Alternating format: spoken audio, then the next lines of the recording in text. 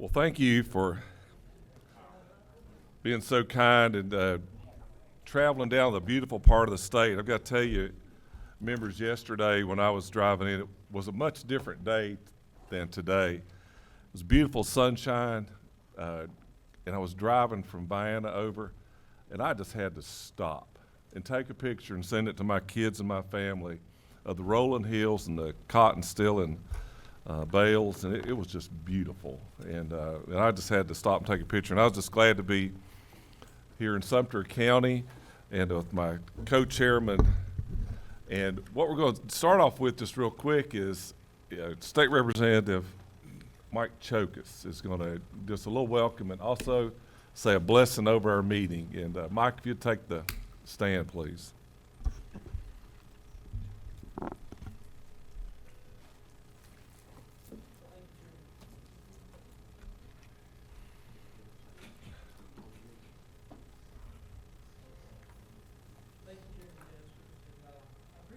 Opportunity to welcome everyone to Americus, our community. And I appreciate the RDC having their last meeting of the year here in Americus and addressing the needs of rural Georgia. I'm grateful for this opportunity to showcase our community and to address the issues that are so important, near and dear to us. And y'all have already been successful in y'all's endeavors because y'all brought economic development to our community already with the hotels and restaurants and the gas stations, so I appreciate that.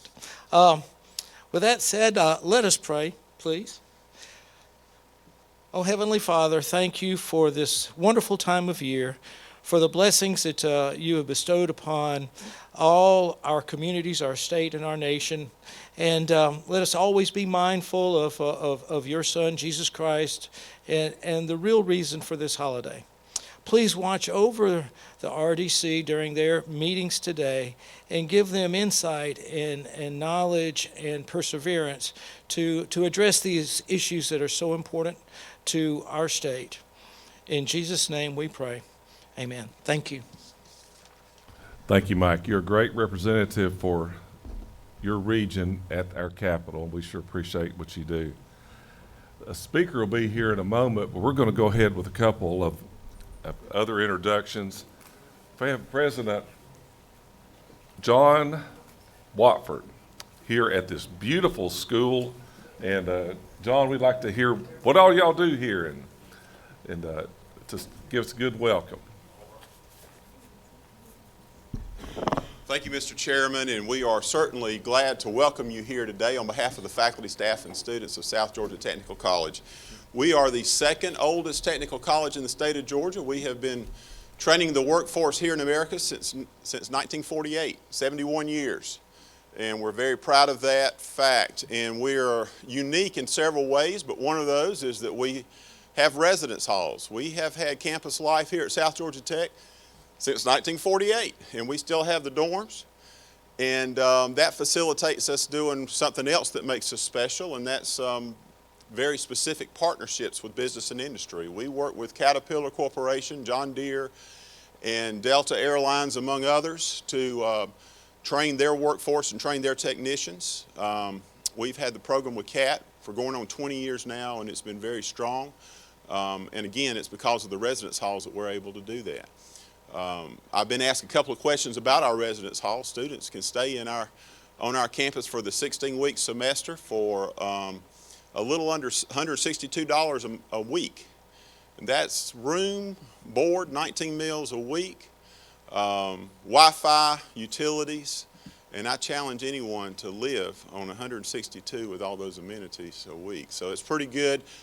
We embrace occupational education. We are here to further the economy of Georgia through workforce training, and we take that very seriously. We have the largest diesel enrollment in the state of Georgia among all 22 technical colleges, and we're very proud of that fact and look forward to having you on our campus. In the form of housekeeping, we are glad that you're here. We do have restrooms if you go out this door to the right. Men's room is immediately on your right and ladies' room is a little bit further down. There's also restrooms on the other side of the rotunda to the left, so feel free. And again, if there's any way we can make your stay here today more special, then just please let us know. Thank you, Mr. Chair. President, I just got a question. Tell us about the planes. Why are they here, and what's the significance of them? Well, On your side. in 1917, this was a World War I Army Air Corps training base. I could tell the whole story, but I don't have the time, but Charles Lindbergh took his first solo flight right on these grounds. And in the World War II, this was also an Army Air Corps training base, and we trained the Royal Air Force here for Great Britain because the skies were too dangerous over Britain during the 1940s with Germany being so close. So since 1917, there has been aviation maintenance training on this campus over 100 years, 102 years, and we still have aviation maintenance, aircraft structural, and avionics as part of our curriculum. Well, I knew that was very important. I want to make sure because that's a great sight when you drive on your campus to see that. Thank you for Thank you very having much. this for sure. And Neil Weaver from Georgia Southwestern State University. Thank you.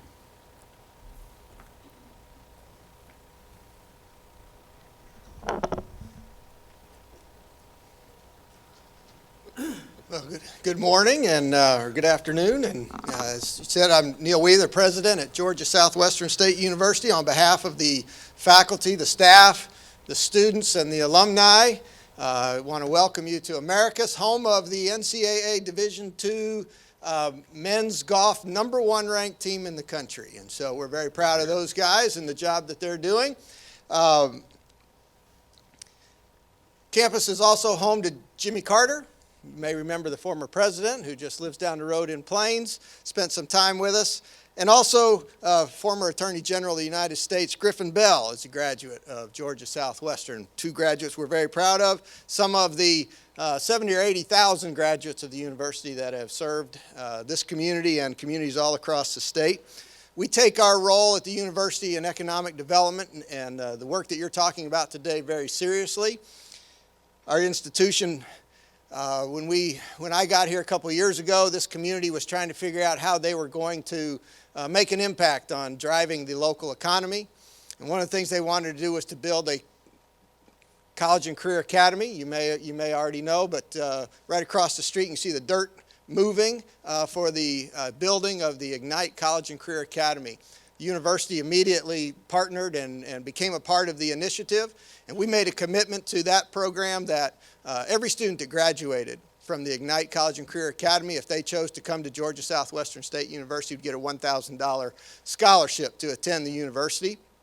And we did that because we know that those young people are going to come to the university prepared for a college and career success. And not only do we want to be a partner with that, but we thought that it would be important to go ahead and continue to develop their concept of what their future might look like. So this community, working with the university, we've raised over $2.8 million to renovate the old country club. And we're going to turn it into the Griffin Bell Conference and Innovation Laboratory, which is designed not only to provide social and cultural opportunities for our community, but it will be a business incubator. We've already taken the first steps to become a minority business development agency business center through the United States Chamber of Commerce, U.S. Department of Commerce. And we've also secured the very first endowed faculty position at the university that will be focused on minority and women business attainment. And so those things will be all coming together over the next couple of years as this community makes its investment in economic development. And as an institution, we want to be a part of the answer, part of the solution. And beyond just being engaged in that process, what we know is important is that students that choose Georgia Southwestern have an opportunity to be successful. And while you all are talking specifically about rural development, I want to thank you for your investment in higher education and your investment in Georgia Southwestern and our ability to change the lives of students. Last year we began a program to change the way that our students are successful. We know that getting off to a great start is important. One of the ways that we judge that is our retention rate. Retention rates at the university increased 8% in 1 year. Last time they moved 8% in 1 year, they went down 8%. So in 10 years, over the last 10 years, most they've moved. But more importantly, what we saw was that our African American students improved 10 percentage points. Our African American women improved 17.5%. So when we look at 30% of our student population coming to us from the African American community that we serve, their ability to be successful through the College and Career Academy, come to a university where they have a chance to not only be successful in their studies, but find a place where they can start thinking about what kind of a business, what kind of an opportunity can I create in my community. We believe that kind of pathway will lead to the kind of development, community development that we want in this community. So we appreciate your support in helping us make all of those things happen. And I want you to know that this community, along with President Watford, the two institutions of higher education, we're all working together to make a difference here in Americus, and we appreciate you guys coming here to spend a little time to find out about it. Well, thank you, President Weaver. I was going to tell you one thing. I was on the conversation this morning, and I don't know if the members know that Chairman Alan Powell was a graduate, famous graduate from your, your university here, and he was bragging very much about his days in the early '70s in Americas. Had a good discussion. You need to touch base with him. I've checked the records, and we've absolved him of all of his transgressions in university, and his degree is valid by all indications. Yeah, he said he had a few scars. And I don't know what that means. Very good. But thank you very much. Okay.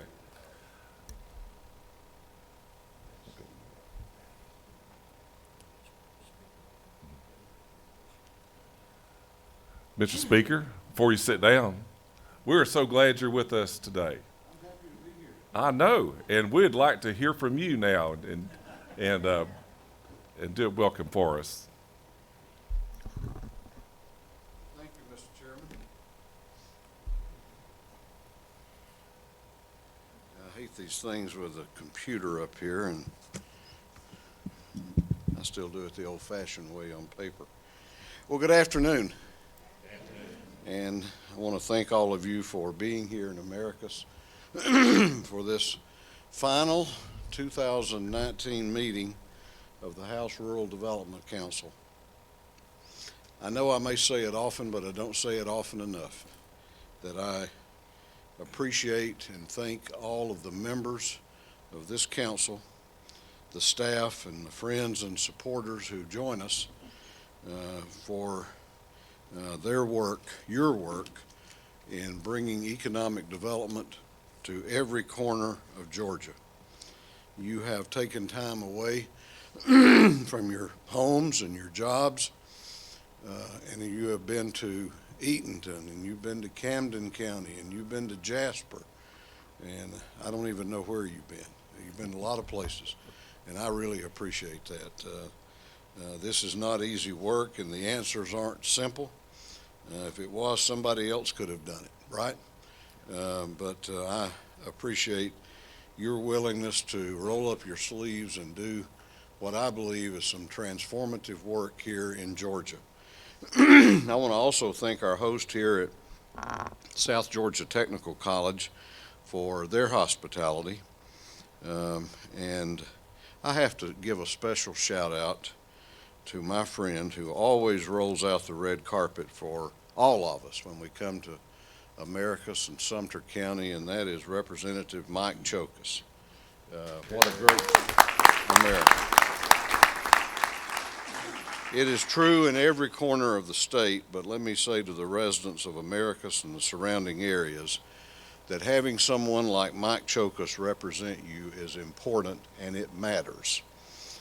Mike is a proven leader, a respected voice, and a trusted friend at the state capitol. He has the kind of credibility that you can't buy and you can't fake. His credibility has been earned, and it's not to be taken for granted. And I don't know of anyone who represents his community with more energy and more enthusiasm and more passion than does Mike Chokas. We're here meeting in Americus quite simply because of Mike Chokas. He brought this meeting to town. So thank you, Representative Chokas, and thank you for being my friend. Speaking of friends, let me address what for all of us I know is a very painful absence. This council's co-chair emeritus, our Rules Chairman and our friend Representative Jay Powell passed suddenly last month. This loss is painful. It is painful to us as his friends and colleagues. It is painful for his constituents in South Georgia, and it is particularly painful for his family, his wife Deidre, his sisters, his children, and his grandson. We take comfort in knowing where Jay is today. He's with our Lord Jesus Christ, and he knows nothing anymore of fear, pain, or want. He has gone on to a well-deserved reward, and one day we'll all see him again. And this is about the time he would tell me to quit being sentimental and get back to work. But before I do, I think it's only fitting, because he was one of the ones that founded this council, that we have a moment of silence in honor and memory of Jay Powell.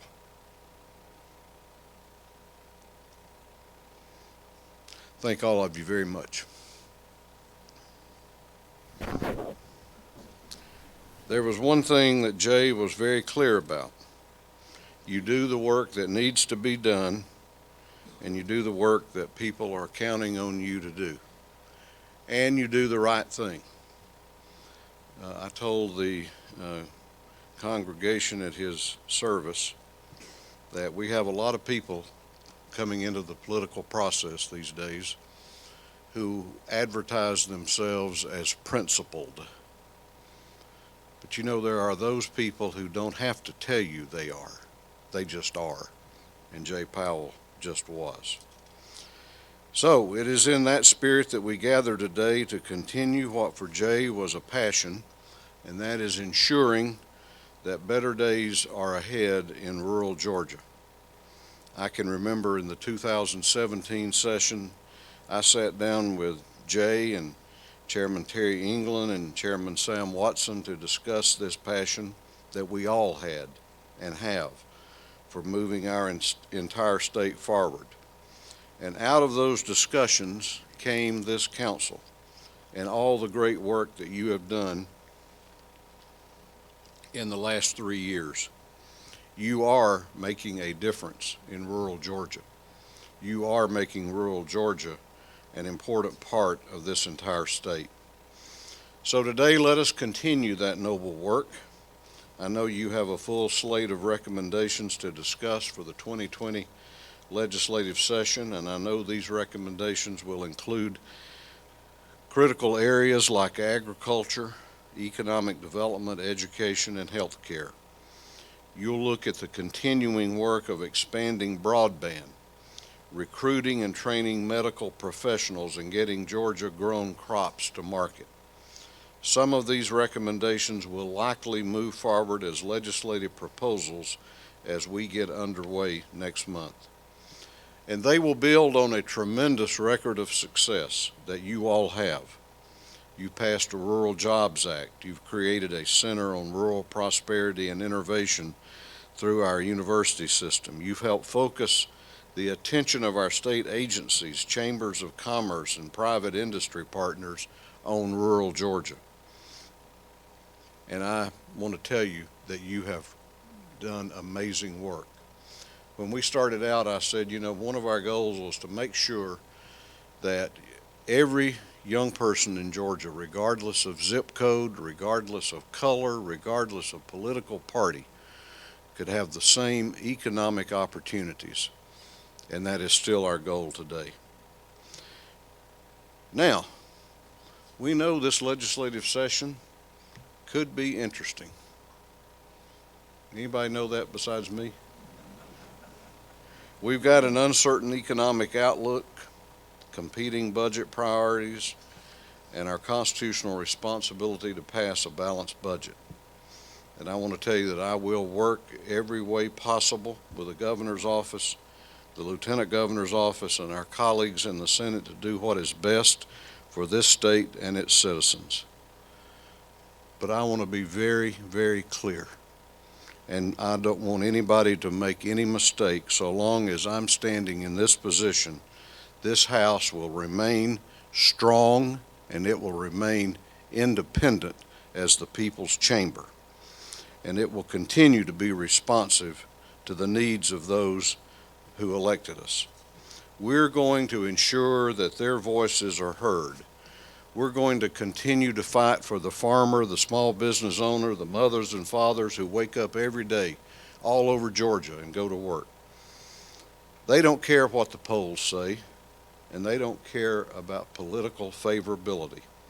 All they want is to earn a decent living, make sure their kids get a good education, and that they're free to raise their families in the greatest state and the greatest nation on the face of this earth. That's why we are here, and that's who we work for, and we're not going to forget it. The founders of our colony said it best. It's not for ourselves, but others. So may God bless each one of you, your work, this great state, and the United States of America. And Merry Christmas to all of you. Thank you very much.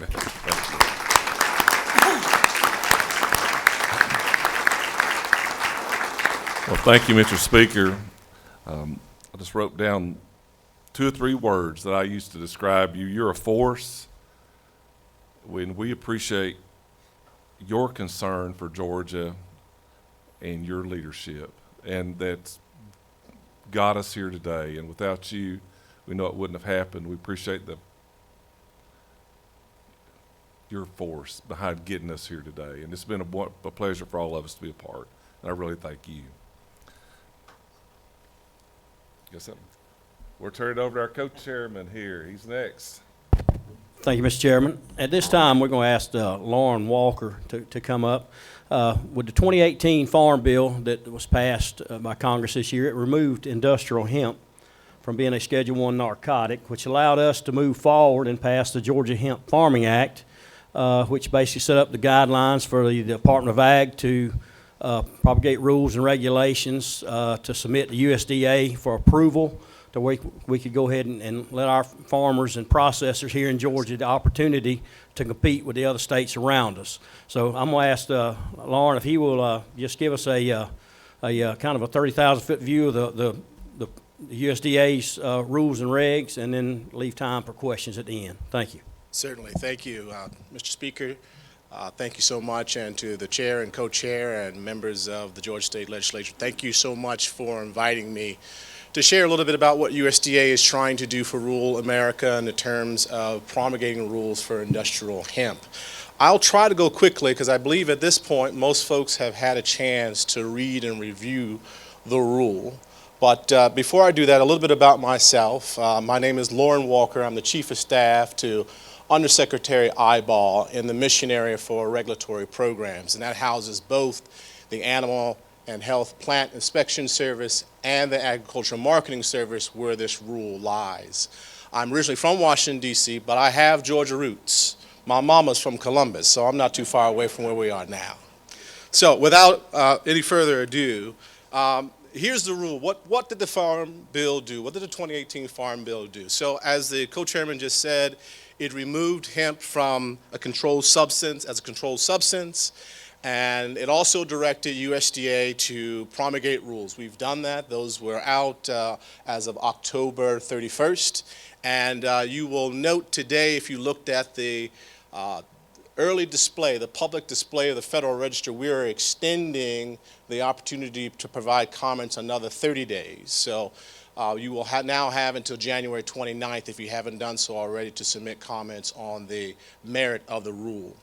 Speaking of the merit of the rule, when members today would like to ask questions, I'd like you to focus your questions on what the contents of the rule are and not the merit of the rule. And the reason for that distinguishment is because we are in a comment period, and under the Administrative Procedures Act, which is a lot to say about procedures on how to promulgate a rule, we're not allowed to talk publicly about the merit of the rule, but I can talk to you about the calculus of the rule. I can talk to you about what's in the rule, but not the merit of the rule.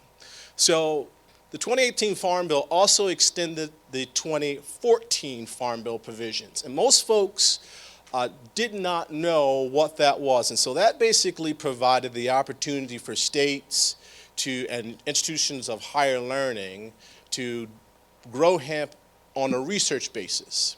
In 2016, the Secretary of Agriculture took the liberty to issue another advisory on that particular part of the 2014 Farm Bill and extended that research into marketing. So it gave you a little bit more liberty. So some states took advantage of that and are operating, while being on a limited basis, under the research components of the 2014 Farm Bill. In our rule, we have done what Congress has asked us to, and we are permitting folks such that if they do not want to hurry to promulgate rules under the 2018 Farm Bill provisions, they can continue to operate or even begin to operate under the provisions for research in the 2014 Farm Bill. So we implemented an interim final rule. So what does that mean? So I referenced earlier the Administrative Procedures Act. That basically guides any regulatory agency in the federal government on how to make a rule from a proposal to a final rule. We skipped a process. We did not propose a rule. We went to an interim final rule that became effective immediately. So those provisions that are outlined in that document, a state can submit a plan or come under the federal plan, which I'll explain what those provisions are in a few moments, immediately. And in doing so, as I just mentioned a moment ago, that you can also submit comments on the merits of that rule and potential changes that you believe need to take place.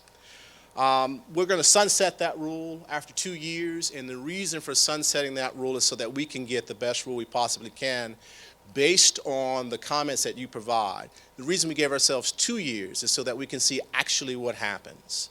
This is a new product for us. We haven't grown in this country for about 80 years, and we just don't know how it's going to react. And I'll get in a little bit what I mean about how it reacts in just a moment. So quickly, here are the items that are in the interim final rule. So it gave basic guidance so we can track where hemp is grown. So what folks can do, what farmers will do, is they'll walk into their FSA office, as they always did for any of the other activities that they were doing, and they'll report where they're going to plant the hemp. It's an easy activity. Folks are familiar with going into FSA offices. So that's what we did in order to kind of streamline tracking where the hemp is grown. We'll also have procedures for testing. I do want to dispel one rumor that's going around the country about what post-decarbonization is. So post-decarbonization is a scientific methodology in order to calculate total THC.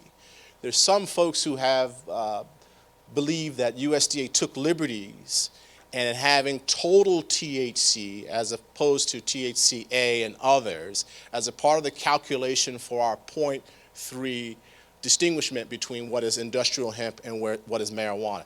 That was not a liberty that USDA had. That was in the text of the Farm Bill, and so we had no liberties with regard to THC and total THC. So for that, we also have put in procedures for disposal. We're working with DEA right now on advancing other ideas on how to dispose, including disking under and other methods that we think would be customary to what farmers typically do as a part of their regular rotation of crops.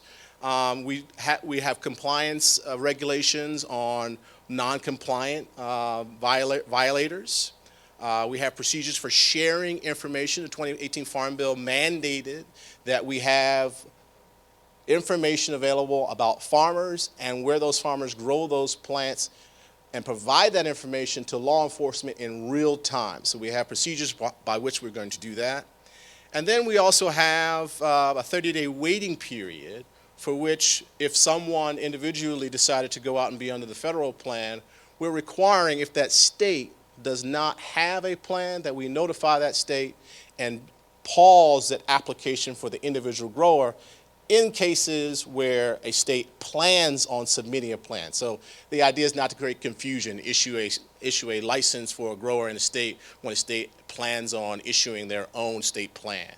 So let's get into a little bit about what that means. And I'm going to skip this slide because I think most folks understand what sampling is, what the 15-day target is for collecting those samples, et cetera, et cetera.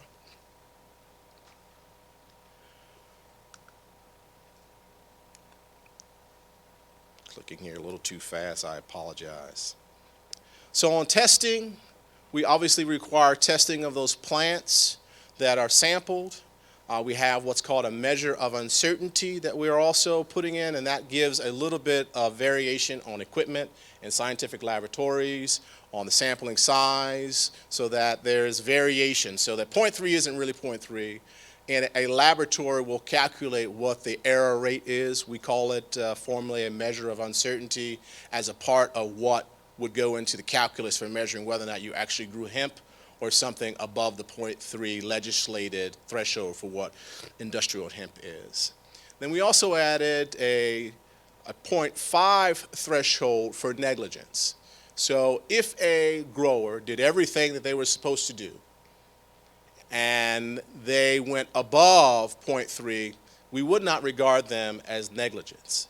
We've done a little bit of calculus here in our data collection, and we felt that the 0.5 threshold was the area where folks either did not pay attention to what they were doing or were completely negligent, were trying to grow something else or get the THC level very high so they would have a more profitable product. But that is obviously a violation of the statute because 0.3 is what divides between, again, industrial hemp and marijuana. So there's two different types of plans which farmers can operate. A state can choose to submit a plan based on the criteria that I laid out, or a tribe, if there are tribes who have the authority in the state where they reside, they can also submit a plan separate from that state if allowed. Or if a state does not want to submit a plan and operate their own state plan, they can come under the federal plan. Same rules would apply that I just outlined here, and a farmer could do the exact same activities that they would on their federal plan as they would the state plan. The state plans can be no less restrictive than the federal plan, but they certainly can be more restrictive, and we've seen that in a couple states around the union.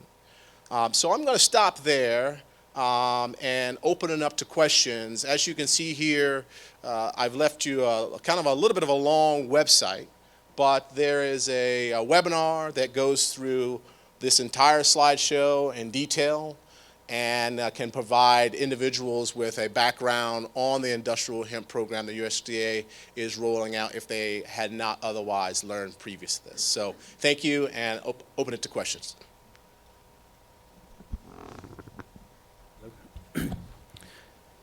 Yes, talking about the timeline, you're saying January 29th, it's just when the comment period will end? Yes, sir. As far as taking the state's plans, what's the timeline to approve those? So state's plans were dictated to us by the statute. So at any point that a state submits a plan, we immediately have 60 days by which to turn around that plan.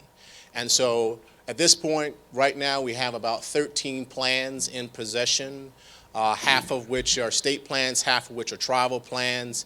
And I believe the first one's timeline will expire on January 1, but we're going to be ahead of approving that plan.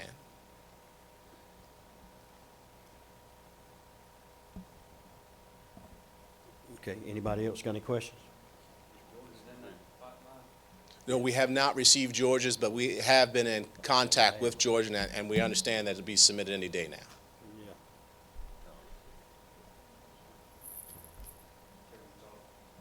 Chairman McCall? I got a question, but will you say what you just said again With regard to state plans, with regard to Georgia's plan? we are not in possession of a finalized Georgia plan. That's what I thought you said. So what we have been The, what we have been doing, and this is to the benefit of states, and it might be helpful for me to explain this, is so as not to tie states up against the timeline. If they submitted a plan, we immediately pick up the phone and say, hey, are you sure this is the plan that you want to submit? You might want to look at X area and X area. Then that state goes back and then verifies, yes, this is the plan that we want to submit, or they amend that plan so that they're not working against that 60-day timeline for either approval or rejection. And in doing so, we're actually able to approve plans faster. All right, with all that out of the way, can I ask you a question? Yes, sir. Is post-decarbonization dictated in the Farm Bill as Yes, the sir. only way to test? Or Yes, sir. It specifically says that or similar testing measures. And so we have put, as a part of our testing guidelines, 2 types of tests that we're aware of right now. One is gas chromatography. Right. And the second is liquid chromatography. And because liquid chromatography doesn't use heat, you have to do a conversion in order to meet the statute that. But we is it have not set. true that the liquid is more accurate than the decarb or whatever it is? Because in the decarbonization, it heats it up, which may bump the THC up, and you're really just looking for Delta 9, right? It can take THC. That is a very accurate statement. That's a very accurate statement, and one that we posed to both the House and the Senate when they were asking for technical assistance. However, it was in their wisdom that they went forward with allowing us to have a program only under that system of measurement. Which potentially could take a crop that's okay and bump it higher than the 0.3, which means you would have to destroy it. Well, I think, I'm not a scientist, but I think most lab technicians would state that once you properly do the liquid chromatography test, and then you use that to form your calculation to adjust for the gas chromatography testing, which again would be heating that product, that you still should be pretty accurate. Okay, thank you. Thank you welcome, for sir. your help. Can you speak about the transportation, what it says about it in the bill, the Farm Bill? If they're legal in South Carolina, legal in Florida, can they legally transport hemp from South Carolina Yes. to Georgia, Yes, so to Florida? That is legal. That is legal. Prior to us issuing the rule, our general counsel issued a legal memorandum that outlined specifically what the Farm Bill did. That's still up on our website, and that was supposed to stop some of the confusion that was happening in our northern states. Some of you might have been aware of product that left Oregon, was going through Colorado, entered another state on a truck, and that trucker was locked up for 5 days. And that was an unfair withholding of him and that product because it was legal, again, after the Farm Bill had changed and had deregulated industrial hemp. Now, it's likely the case that you want to have all of your materials in hand. Everything that says that this product is either it's been tested, it comes from said farm, and having that transportation officer provide that information to law enforcement will help facilitate that truck moving if it were to be pulled. And again, this goes hand in hand with the part of our responsibilities to provide law enforcement real-time information as to whether or not industrial hemp has been grown in accordance to our regulation. Thank you, Mr. Chairman, and thank you for your presentation. Yes, sir. A similar question regarding transportation. Is it specific to, so I must have a permit daily to transport it to the processor, is my understanding. Well, so you can't remove the product from a farm unless it has been approved as industrial hemp. So you would have that approval notice, that test that says this is in compliance with under 0.3 of the THC level as set forth in both the regulation and the law. So you would carry that test with the product as it moves from the farm to the processor. My question would be if it would be specific to the farmer. So if I have a load of what looks like marijuana that is industrial hemp in the back of my truck going to the processor, and I have a kidney stone, and I pull over the side of the road, and I go to the doctor, and my son comes along and carries it the rest of the way and 2 miles down the road, he gets pulled over, and, well, this is not Clay Perkle. Sure. Would it's he pa- be in, No, no, so it'd be particular to the farmer, Okay. not the trucking company. Trucking company would not have interest in that unless, again, a state chooses to implement that. So in that regard, they wouldn't be able to stop that, but if a state in and of itself from their own growers wanted to implement such a restriction, they could, but not interrupt interstate commerce. So those are two different things. If you're moving that load from Georgia to Florida, that Florida state trooper should not be able to stop you. However, if you're moving that load inside Georgia, a Georgia state trooper could stop you if that was the state law. thank you. Thank you, Mr. Walker. Yes. Mine's about testing, and I think that's the big issue that's kind of underlying what's going on, in that access to a liquid gas chromatograph is not universal. And for law enforcement to be able, and I think there's the pullback, is, you know, being able to do a quick test, to evaluate you on this roadside or at a farm or at a house or in a warehouse is critical.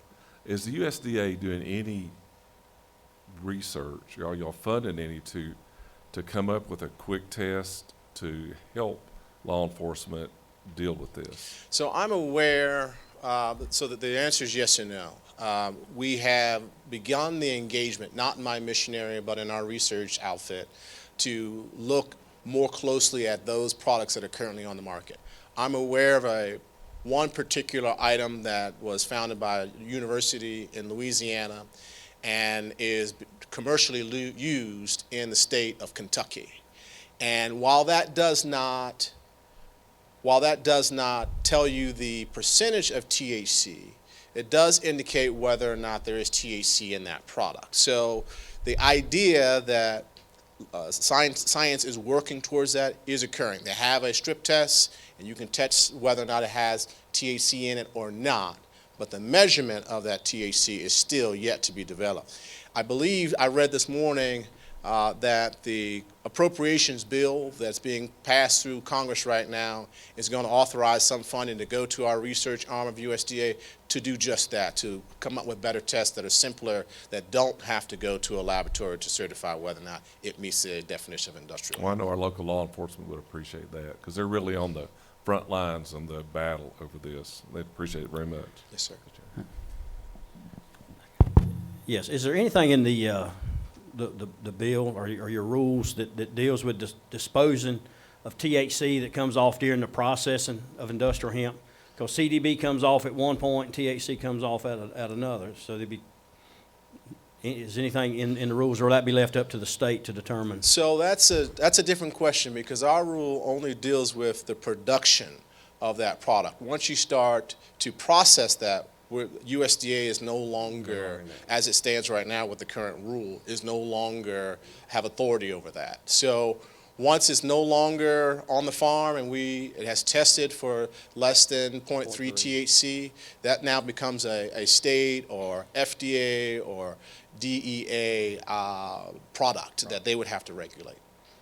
Okay, I guess one other question I've got, is there a conversation being had possibly about being able to remediate if it comes in at 0.4, to be able to, in the process, like I say, the THC and the CDB comes off at a different point. They can totally remediate out even pesticides or whatever might have had drift from another field or carry over from last year.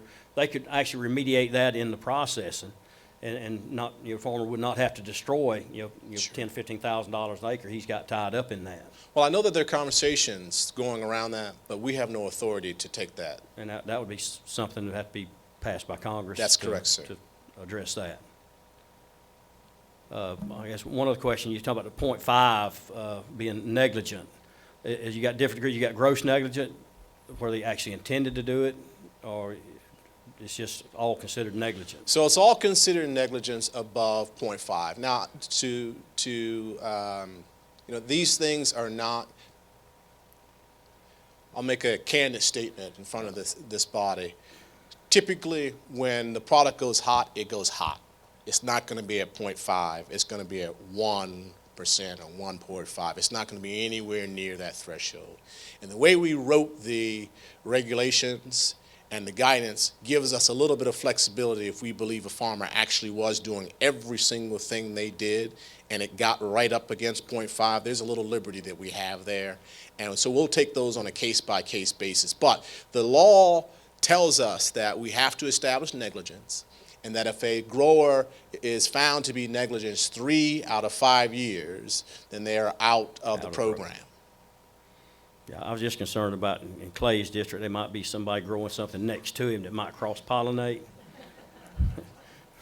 Well, I have to say that that's something that some states who are more advanced, like California and Colorado and Oregon, have actually dealt with, and they've tried to create buffer zones around and differing between marijuana and industrial hemp. My understanding, again, just to be candid, is that you don't want marijuana to be around hemp, and you don't want hemp to be around marijuana. In both cases, you don't get a product that you would like to consume. Any more questions? Thank you, Mr. Walker, for being here. And I don't know if you know the answer to this or not, but as far as testing goes, how many sites or locations do we have that can actually perform this kind of testing across the country? We're working with DEA right now to expand the number of sites. And so the problem with a new rule is that many labs around the country, there's 600 certified DEA registered labs around the country. Many of them could test for THC. Few of them could test for the level of THC. And so we're working with them to get folks certified to test for the level of THC. A list will be coming out on our website in the coming days, and definitely before we get anywhere close to harvest. Okay. Another follow-up on the dates. I think I heard that the comment period will close the 29th. That's correct. As of today, we issued a Federal Register notice, a preview, extending the comment period for 30 days. So at what point after the 29th will the official rules be published? So the rule is published right now. Well, if you make changes with the comments, when is So we're not planning on making changes for at least a year. So we're going to wait for an entire season. I think, quite candidly, again, we're learning. Again, we haven't grown this product in 80 years. And I'll give you an example why I say that. The most advanced state for growing industrial hemp right now is Kentucky. Kentucky's been growing it. They've been very successful. They were proud of themselves. Last year they reported that they had not one grower go over their level of established industrial hemp threshold, and theirs was 3.99. They gave themselves a variance. That's not permitted with the statute that we have now. This year, growers did the exact same thing, and those numbers changed drastically, and many growers had to destroy.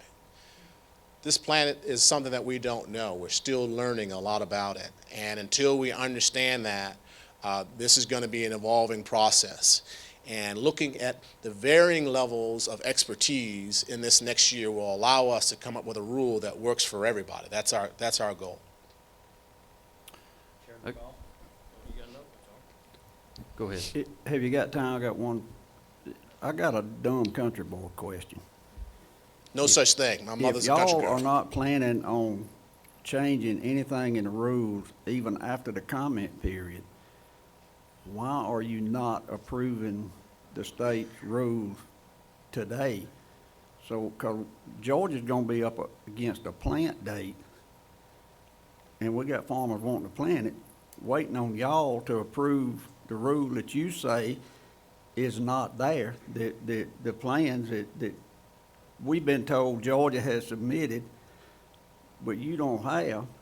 So I'm real confused on where we are and why we are waiting till after the 29th, and you're not gonna change anything, don't matter what the comments say. So let me clarify. So no one is waiting until after the 29th. The 29th is only a date by which you can comment and provide changes for the rule when we ultimately finalize that. That's not going to occur for at least 12, maybe 15 months from now. In the meantime, what we're doing, we are approving plans immediately. So once a state has certified that they are satisfied with the plan that they have submitted, that clock begins immediately. And typically, once they do that, we approve that plan within days, not weeks and not months. So if Georgia has submitted a plan, and I believe they have submitted a plan but not formally, which is why I say I'm not in receipt formally of that plan, we are working with them in advance so there isn't a back and forth and they don't have to go against that 60-day window for outright denial. So such that when we receive it, they've acknowledged, and we've cleared, that plan can go out and be done and operated under as soon as we approve it. That is not going to be a long process. I believe our average right now, we're getting ready to issue, our average is going to be around 38 days, and that includes the one tribe that submitted the day the rule was published. So I believe that we're going to get you that rule, get you that plan approved very, very soon. You're welcome, sir. Correct me if I'm wrong, but the state has submitted a plan, but because of our legislation, we haven't proven funding, we haven't proven testing, and we haven't proven some of the other requirements of USDA. Therefore, they cannot approve our plan till we get the funding commitment, the testing commitment, the background checks, and the other regulations that they, is that? That is accurate. That is Okay. accurate. So I think we've got some still work to do. Yep. One other question, talking about the 2014 Farm Bill that allowed universities to do research, and would that allow the universities to contract with a third party? Could they do that under the 2014 So the Farm Bill? 2014 Farm Bill was extremely liberal, and so That's- it was state regulated. So if a state certified that they were in compliance with the 2014 Farm Bill, anything under that state's purview was allowed. Okay, and I know Kentucky allowed up to .39 on theirs. That's correct. 'Cause we went and visited their program. So I was just wondering, so they, under the research, they could do that if the state allowed it. So it's not something that's coming from DEA that said they couldn't do that, or they couldn't lease property from somebody to store plants or whatever. That is 100% accurate, and Kentucky, because of their Port 39, is now having to adjust back to what the legislation That told is us. correct. They we got had to to promulgate. the end of next year to That's correct, be in sir. compliance. Yes. Unless anybody else has got any questions, Ms. Walker, thank you. Appreciate it. Thank you for allowing me to speak today. Appreciate it. Thank you, Mr. Walker. All right, Mr. Speaker, before you step out, I just didn't have a few minutes earlier, and I just wanted to, on behalf of the council, just tell you thank you for your support, for your commitment. I think I said it in Camden County that you have made improving rural Georgia the duty that lies nearest, and we greatly appreciate that. And thank you for being with us today, and look forward to seeing you soon. Yes, sir. Thank you. Appreciate you being here.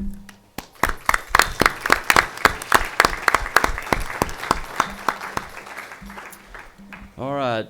Next, we're going to hear from the nursing homes. Barbara Mitchell and Hill Ford. If you'll come on down, and got the microphone warmed up down there for y'all. So.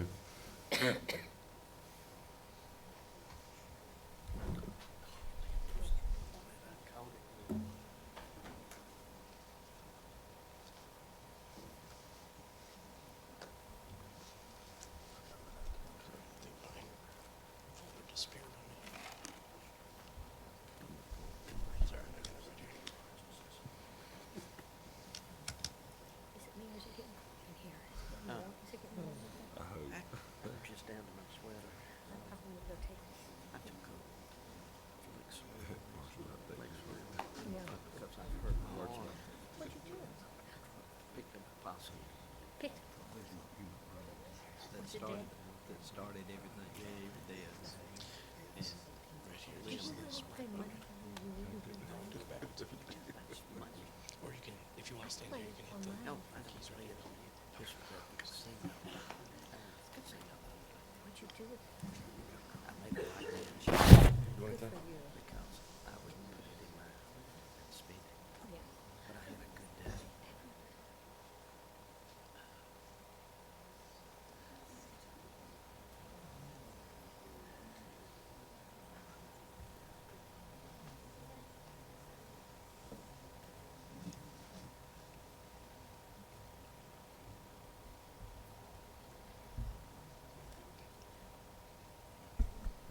Y'all ready?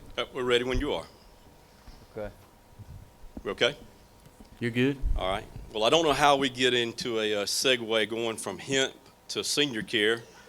I'm sure there's a joke in there somewhere, but I'll let it stand as is. But first of all, on behalf of Barbara and myself, we're honored to be here. We're honored to represent not only the Georgia Healthcare Association, but our local organization, Magnolia Manor.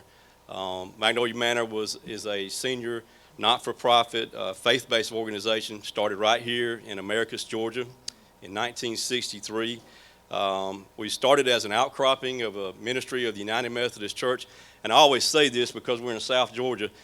I looked at our demographics the other day. We got about 85% Baptist. Don't know why that is, but it's probably a product of just being in South Georgia. So we've crossed denominations a long, long time ago. And since then, we've grown to 9 total campuses throughout South Georgia. Because we represent the United Methodist Church, we represent the South Georgia Conference. If you took a line from Columbus to Macon to Savannah, we're everything south from there. We provide senior care, everything south from there. So we're in a lot of rural areas. We say a lot between our facilities, we see a lot of farmland. We only have two facilities that are, 2 campuses that are in what we would consider urban areas, and that would be Columbus and Macon. Everything else, we're out in the rural markets. We provide skilled nursing care, assisted living, independent living, memory care under assisted living, and also we have 2 HUD complexes for the elderly too. We have 1,300 employees, and I'll say this because we'll get into this in just a few minutes. Of those 1,300, we have 100 vacancies today that we're desperately trying to seek employment for. We have about 900 residents in skilled nursing, and of those 900, 80% of those receive some form of Medicaid benefit for their services that we provide there in those buildings. So with that being said, I'll just tell you a little bit about Barbara. So she's going to make the demographic presentation. Barbara is a lot younger than she looks. I'm teasing. She's been in this business a long time, a really, really long time. And she and I go back almost 30 years, which is amazing. But both of our career has been in South Georgia. And with that being said, I'm going to let Barbara speak a little bit about the demographics of what we're facing as an industry. All right, thank you. Certainly, as Hill said, Magnolia Manor is mainly in rural areas. I moved from a rural area, which is no longer a rural area, and that was Woodstock, Georgia. When we moved to Americus, and I thought, I was out in the middle of nowhere.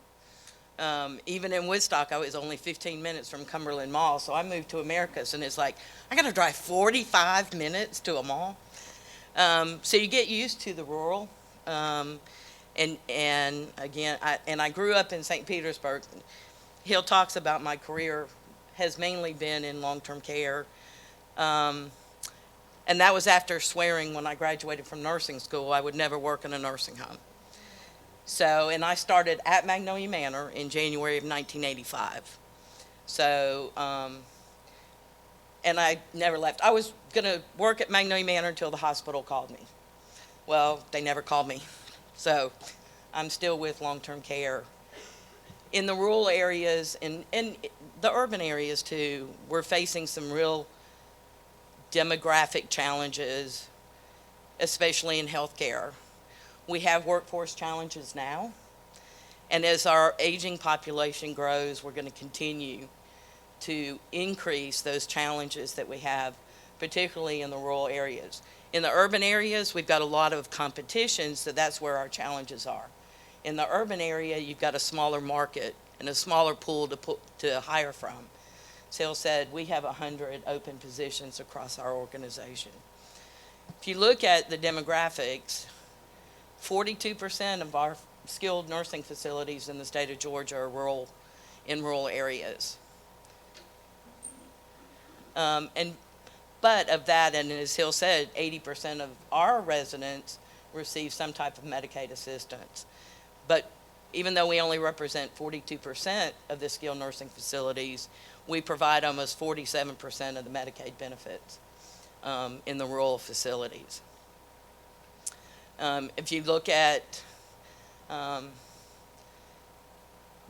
Even assisted living, and there's not as many numbers, and those are harder to come by, but we're seeing increased aging population, actually seeing more people moving into assisted living and to personal care homes. And even though our census in a lot of skilled facilities are down, it's also the Medicaid recipients continue to grow up, and the acuity of what we're taking care of. And when I started to work in long-term care, we had what we called the walking wounded. We're dealing with people that would have been in the hospital for a month now that come to our facilities to either rehab and go home or to stay until the end of their life. So obviously aging of our population, and I appreciate the fact that Hill said I look younger than I am, but I'm a boomer. Now I'm on the very, very low end of the boomers, but the boomers are coming. And the care that we provide now is going to be totally different than what the boomers are going to expect from us. And so Georgia has the 5th fastest growing 60-plus population. And the 24th, if you think about it, half of the country, we have the fastest growing 85-plus population. If you look at what Georgia's to the population is to increase, it's over 65, almost 66%. This is just a comparison with the age group, and if you look at the 85 plus in Georgia, it's expected to grow by 97.6%, and compared to the nation of 59.2. And that's a lot of growth for Georgia. And obviously, we can't fit everybody into Atlanta.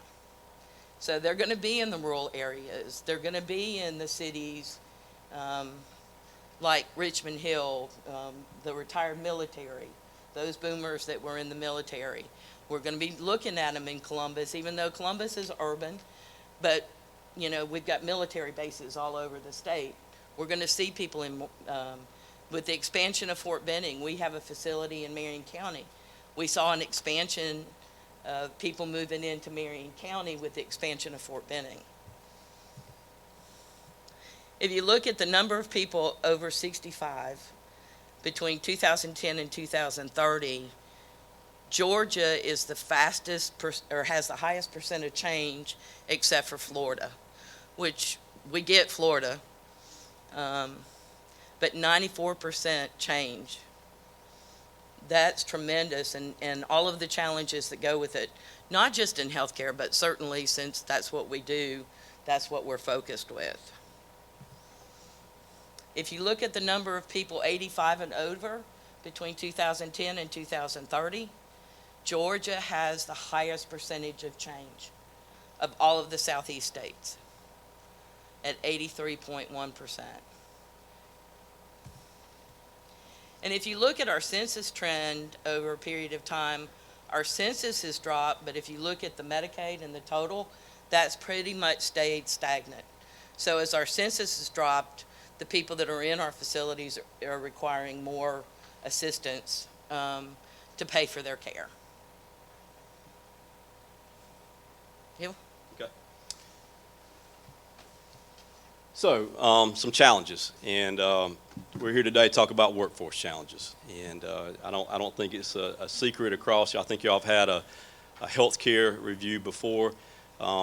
We're struggling to hire folks, very much so. Shortages of LPNs, CNAs, and RNs across all the state of Georgia, and certainly we're feeling that impact in our rural areas. We've been able to be a little bit successful, a little bit more successful than some of our other peers in that we have partnered very heavily with institutions like this. This is an awesome tech school. We've been blessed and very fortunate to live in a community that has a college and a tech school, and incredible. And we love that partnership, and it's worked well. The deal is, no matter how much we're doing right now, it hasn't been enough to fill the shortages.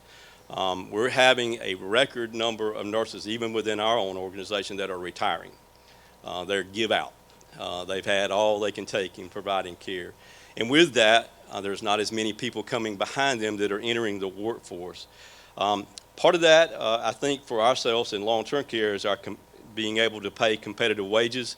As we've shown, Medicaid pretty much limits us in our ability to pay what we want to pay or to be competitive in the marketplace just because of the reimbursement that we have.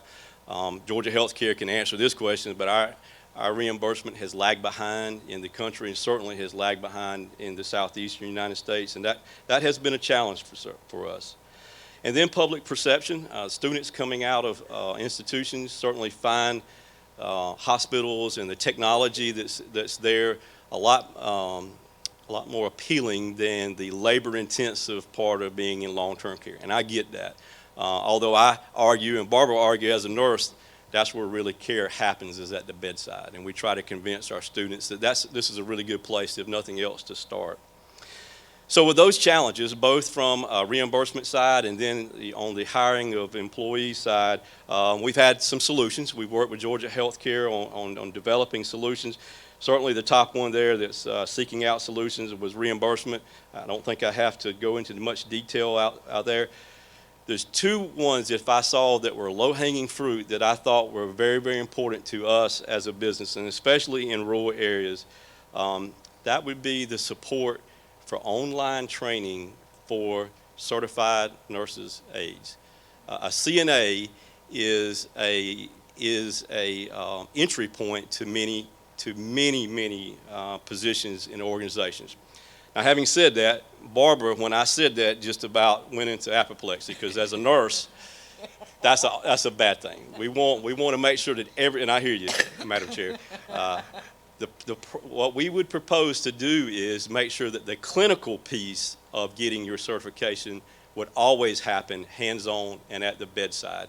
We just need a better option for people to get the bookwork part of it done instead of a classroom. We can't find enough teachers. That's the struggle we've had to get CNAs certified, is enough teachers. I can find nurses in our facility that will do the clinical piece, but I can't find enough teachers that would do that. And then the second one is certified medication aides. Those, we already employ certified medication aides in our assisted living facilities, and it has gone very well, much better than even Barbara and I had expected to do. And a certified medication aide is a CNA who's had extra training and who can give certain medications, not all medications. And of all the things listed there, those are two things that I think that need to be batted around a lot more and need to be considered. And Madam Chair has certainly, you've been a part of that, and we're honored that you would have conversation about that.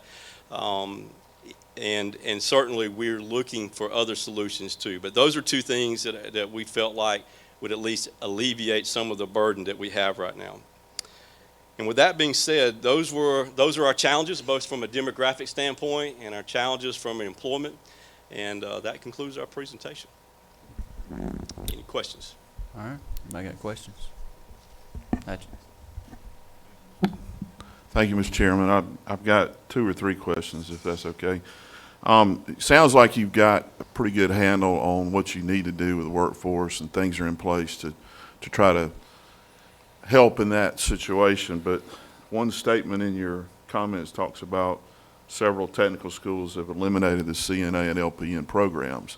Can you enlighten us on if you know why that was done, or is there just lack of people wanting to be in the program, or what can you elaborate there? I can't speak specifically, and I think Dr. Watford, I didn't see him. I'll let him speak here locally, but I would imagine, if it were my guess, it's a lack of being able to recruit teachers that are RNs to teach it.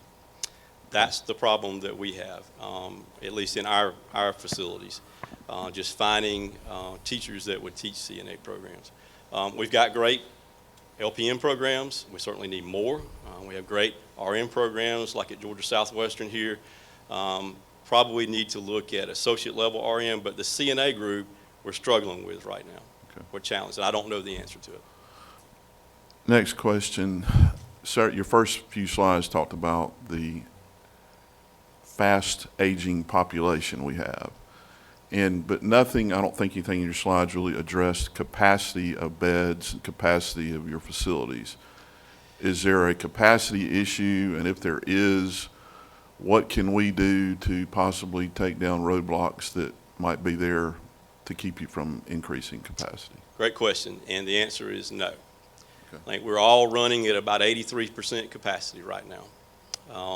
And so we have the availability today. Now, I couldn't project out what 2030 would look like, but today, moving forward, we have the capacity to handle what will be coming down immediately. Thank you. Yep. And I think the challenge is, for the skilled, I think we can handle it. As the assisted living and personal care home market grows, they're not under all of the regulations. Obviously, we have some very strong regulations for them, but not as far as adding facilities. And I think what we're going to see more with this aging population is they're going to do the steps. Go to assisted living first instead of going directly to the skilled facility, unless it's for short-term rehab. So we're going to see probably a need for increased capacity at the assisted living level, but I think we're probably good at the skilled facility, like Hill said. Dominic? Thank you, Mr. Chairman. I've had conversations with a group that's in my district, Tender Care. I'm still trying to learn all of the different words for how they're classified, because I think there's home health care and then there's home care. And the distinction between the two is the skilled nursing versus an assistant or technician or whatever, that a lot of the home care companies train themselves. You know, they train their caregivers.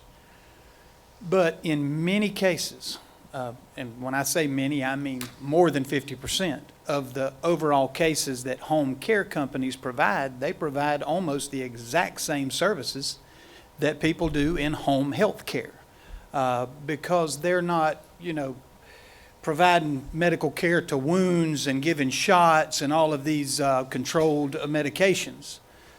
And the idea has been, at least presented to me and probably talked to other legislators, about how we find that middle area where those two can overlap. And I know that Madam Chair certainly is going to be passionate about making sure they have the clinical and the training Right. and the test, which is great.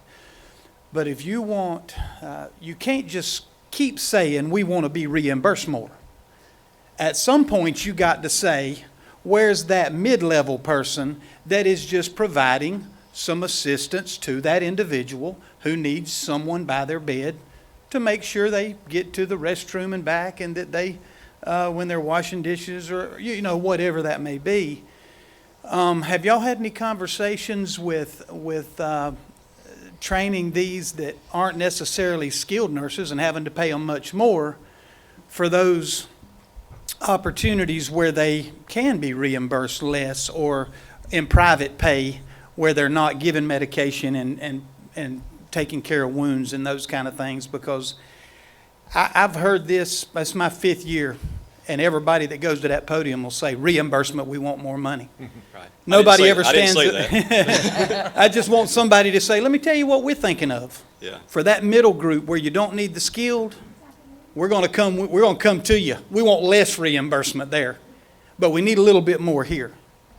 I think one of the challenges that we have with our workforce now is we train certified nursing assistants. It's federally mandated. But home health hires them. They're not federally mandated to hire a certified nursing assistant. They can do on-the-job training, and that person can go into the home and take care of that resident. Where we can't, they have to be certified. So by bringing, so we lose to the hospitals, to, as far as a certified nursing assistant. But anything below, I agree, just providing basic, but the federal mandate is that they have to be certified.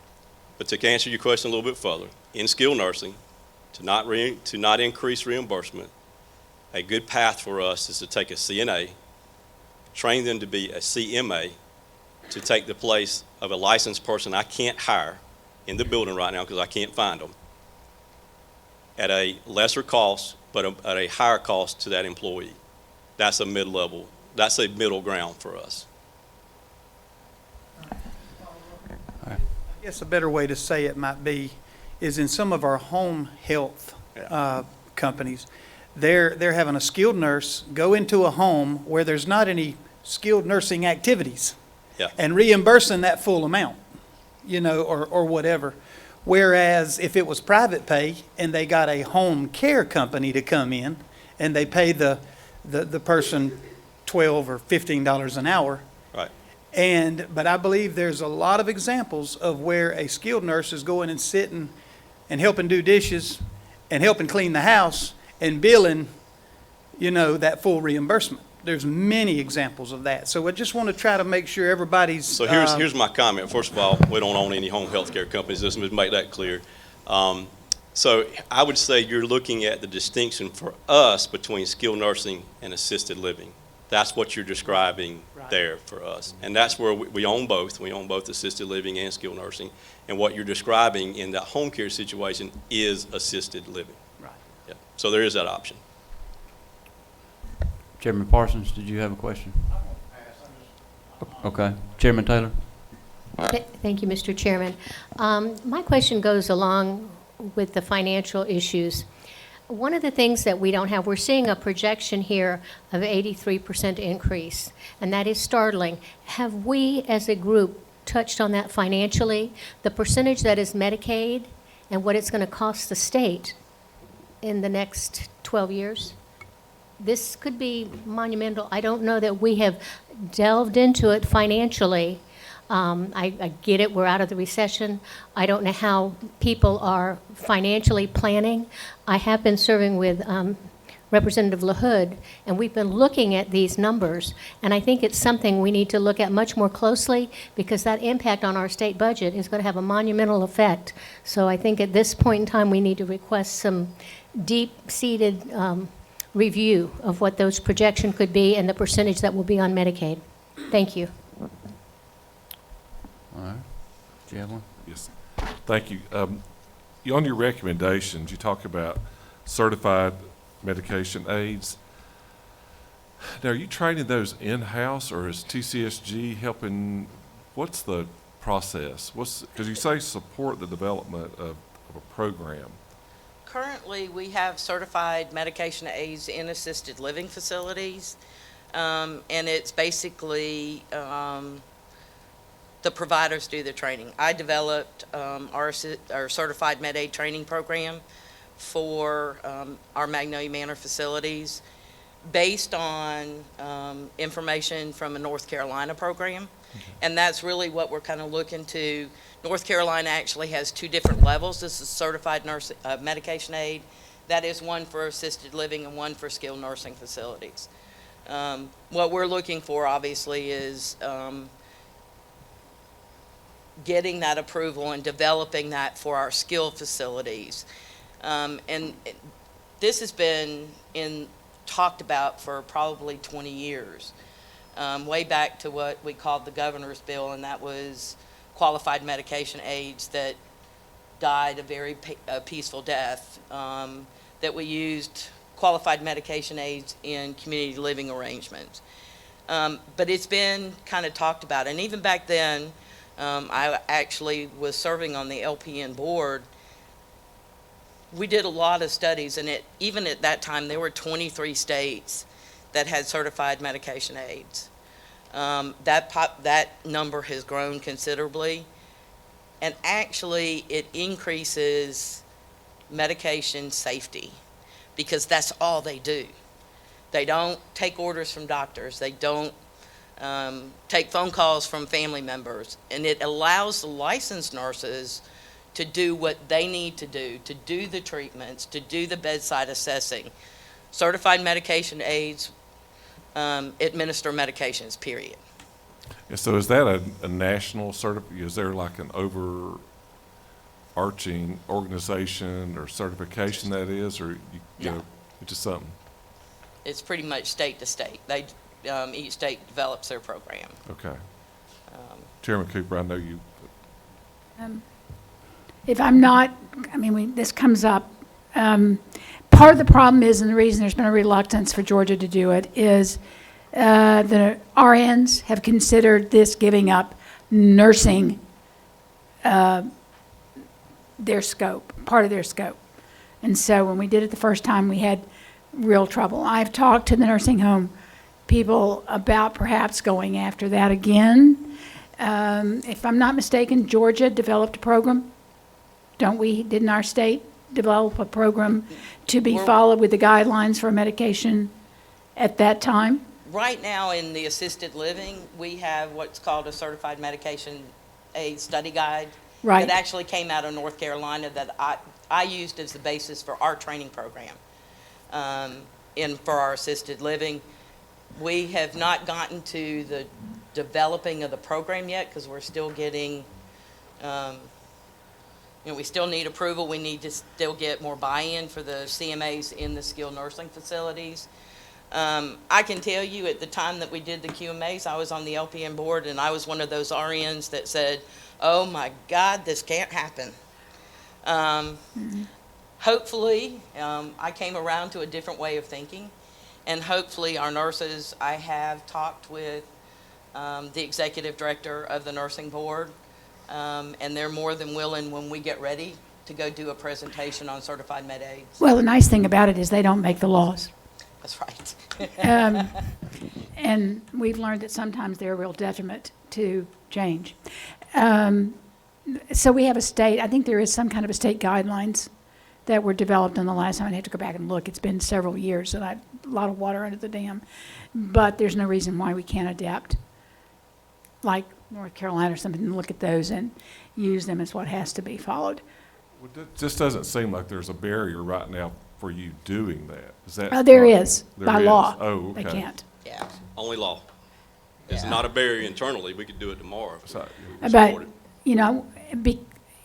I don't know whether you have followed all of the articles that have come up about the poor care in assisted living facilities. For anybody that hasn't, there's been a series in the AJC. They have found numerous problems, and when I say numerous, that's being kind, of where patients that are paying thousands of dollars to live private money in assisted living facilities have been mistreated, abused. Any kind of abuse to a senior that you can have has occurred in these facilities, and it really is a problem. So right now, we're looking at all of them. This is part of what I'm looking at to see if we can do a comprehensive bill. The prosecuting attorneys or counsel, that the area that deals with elder abuse, is very concerned about it. The seniors have come. I've talked to the nursing home people. I think I've talked to everybody, the governor's office, because they're concerned in general about the lax regulations that we have on assisted living. One of the problems with assisted living facilities is that they are keeping people beyond the time that they should. People are getting sicker. It's their homes. They want to stay there. Families want them to stay there. They don't want them going to a nursing home.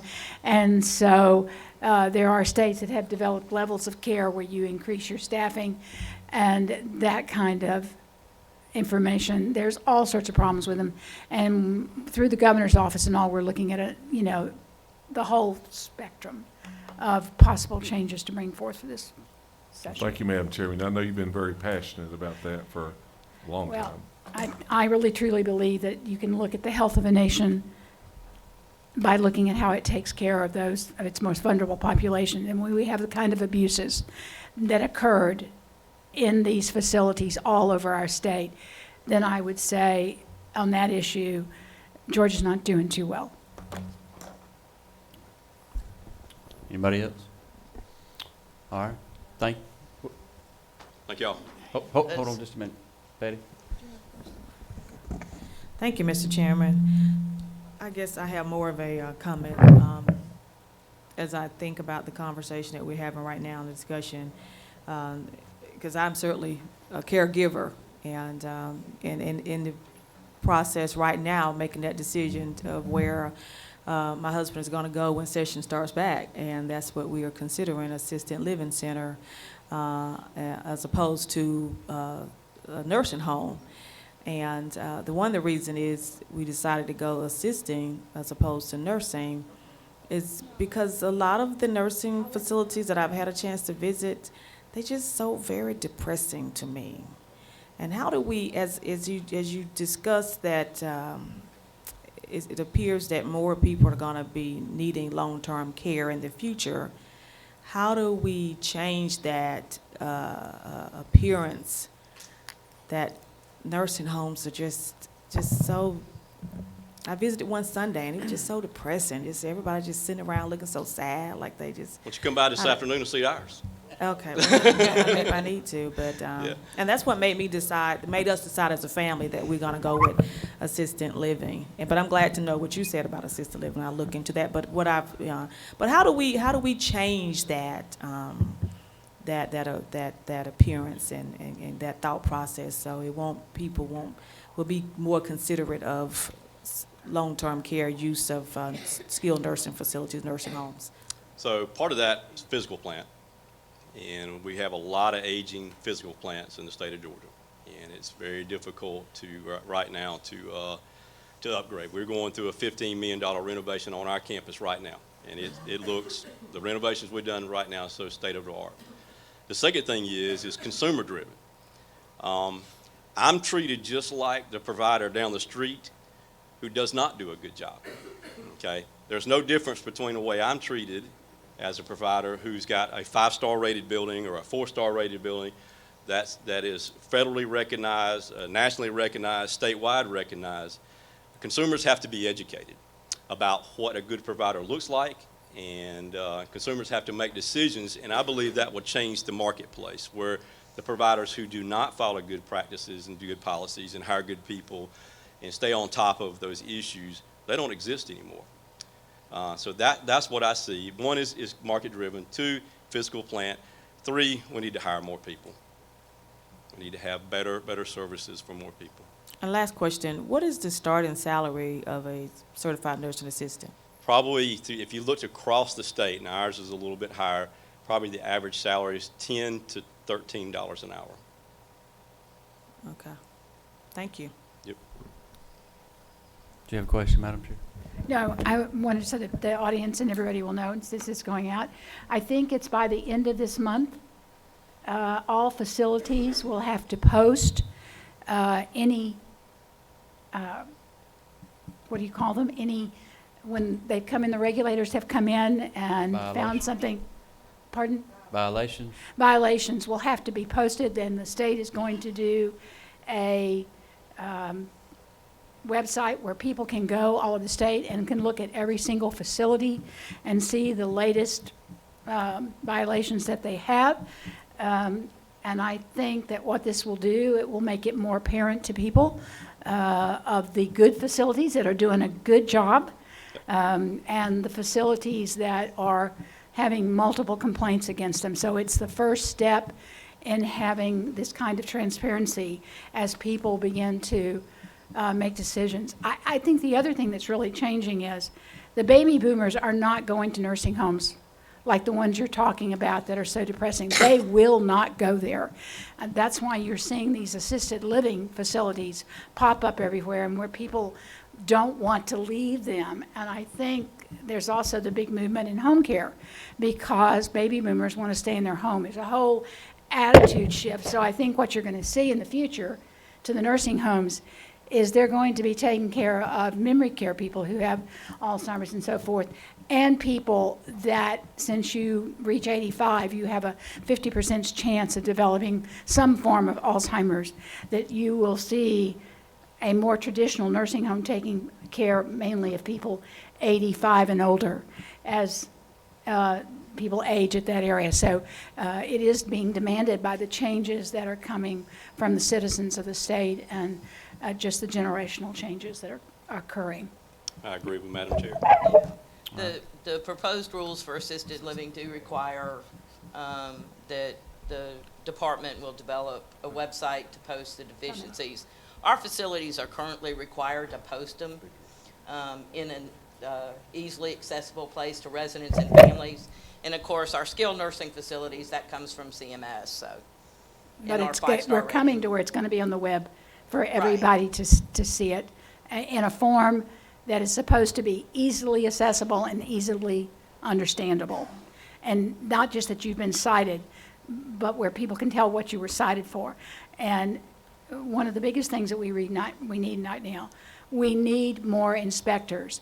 There is unfairness to the nursing homes and to the, when we go in, an inspector goes in and they find something wrong, and it takes 6 months for the facility to find out what was wrong and how they can change it. And then when they do a plan to change it, it takes another 2 months for them to get back if their plan of change is okay. That is not right.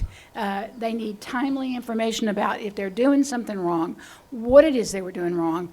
And if they submit a plan, it needs to be timely about how they're going to change it, and a response back from our departments. And this is one area where we need more inspectors to help the facilities improve. You know, and Madam Chair, I agree completely with that, in that we do have, by the time we get, certainly for our assisted living, not for our skilled, they're pretty much on time, even though we've got a shortage of surveyors for the skilled level. But in the assisted living level, by the time we get the deficiency, it's already past what they're requiring us to submit a plan of correction for. So there is a long time. We had a survey in October at one of our assisted living, and we don't have the deficiency report back yet. In one of our facilities, they were deficiency-free for the 15th year in a row, but it took us a year to get that report. So we do need, I agree, we need speedier as far as the assisted living personal care arena. Thank you. And I also, Representative Bentley, take a minute, use your phone and look up Magnolia Manor. It's pretty amazing. Thank you. Early on, it's quite a facility that y'all got. Well, thank y'all very much. Please do. I'll take you on a tour. We're honored. Thank y'all. God bless. Thank y'all for speaking.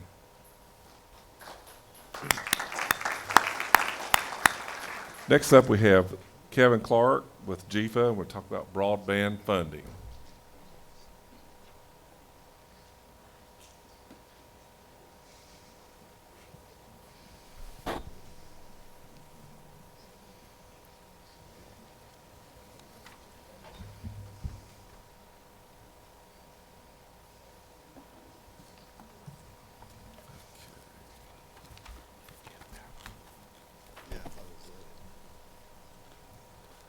That's a good, there's a couple of good recommendations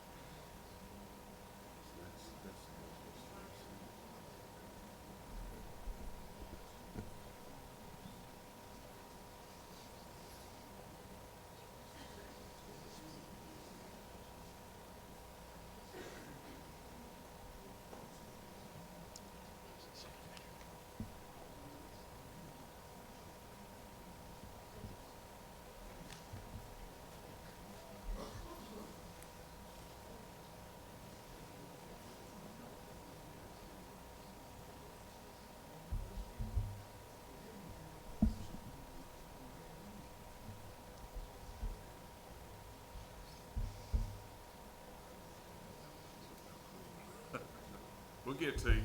That's what I was gonna say, if you want, I mean, We do. Yes, sir. Sure. Yeah. Yeah, we've had a few people slip out. Walking in and out. Let's give them 5 more minutes and let everybody settle back in before you start. Give him a minute and just. I know everybody's been traveling in weather today, but we were just told that there was a tornado that touched down in Ben Hill and Irwin counties. So the weather is moving that way and should be out of here by the time we, except for maybe Ron, if he's headed back to Savannah tonight, he might be driving into something. But it's moving that way, Ron. So hope everybody will be okay. Looks like it's a pretty red line moving that way, but just thought I'd tell everybody. I think we're in the clear now here. got it on a drum. And as soon as if everybody can come in from outside maybe, and we kind of took a break but didn't take a break, to get everybody back in here for Kevin, he may go ahead and try to wing it. I think we've all got copies of his presentation in our folders. That way we can try to stay on schedule, and folks that need to get home can get home. And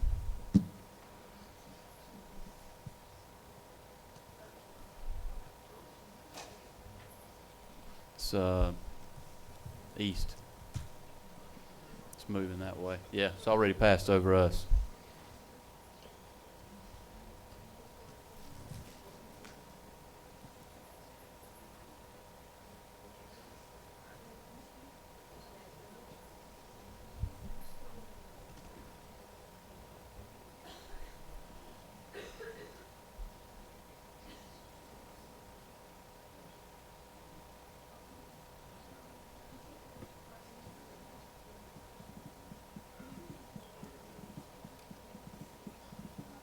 That is it. Let me plug this back in so people can see it. And then this is your clicker here, so this will advance the slide for you. Okay. Right there. All right. Good job. They're starting to mosey on back in here, Kevin. Okay, no worries, sir, whatever you want to do.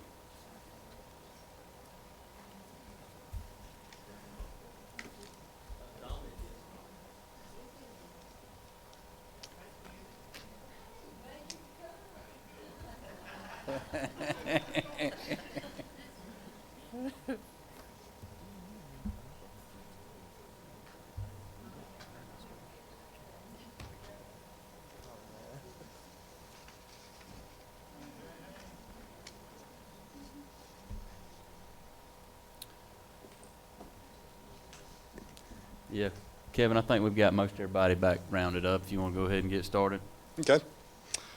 Thank you, Mr. Chairman, members of the Rural Council. Appreciate the opportunity to be here. Was asked to talk about 3 specific areas. What it would take for GFA to implement a broadband deployment program, our priorities for water and sewer funding, and then what type of rural or expertise do we provide rural communities. So I'm going to go through those 3 things. I have about 85 slides, so it shouldn't take too long. And of course, it crashed the computer earlier, so no, it shouldn't be. We'll go through it as quickly as we can to make sure we get back everybody on schedule. So the first thing I want to talk about is broadband deployment and what it would take for GFA to implement such a program. It'd take 3 things. The first thing it would require is a constitutional amendment. Under the Georgia Constitution, there's a paragraph under Article 3, Section 4, Paragraph 1, talks about state debt and the purposes that state can issue debt. And one of those purposes is for the creation of a loan program to local governments and entities for water and sewage facilities and solid waste landfill facilities. The state does not have to own those facilities in order to make the loans. And that's a big thing, because usually with general obligation debt, the state has to have an interest or really be property of the state. So this is one of those rare exceptions where the state through GIFA, can make loans to local governments for water and sewage facilities and solid waste facilities, utilizing general obligation debt. And that's how we're funded. We would recommend, if we're going down this path, that we propose an amendment, put it as paragraph F, when we figure out what the right words are that would describe broadband deployment, internet, fiber, whatever those things are that would be necessary, that's where we would recommend that a amendment be placed. So that's step one. Then GIFA's statute would have to be amended. And under our statute at 5023-4, there's a definition of environmental facilities. And as many of you know, we used to be the Georgia Environmental Facilities Authority. And then it changed in 2008 to the Finance Authority. But environmental facilities, and it's a whole long definition, but for purposes of brevity, it's supplying and distributing and treating water, collecting and disposing of sewage, solid waste and landfill work, and land conservation projects. Those are the definitions of environmental facilities. So we would need to add whatever the language is and incorporate as an environmental facility internet broadband deployment. And then we would need to find a funding source. Unfortunately, our federal programs, where we have most of our capacity, very restricted as to what we can use those funds for. Under the Drinking Water State Revolving Fund, really deals with public health of drinking water systems. Does not allow us to do any projects that are economic development.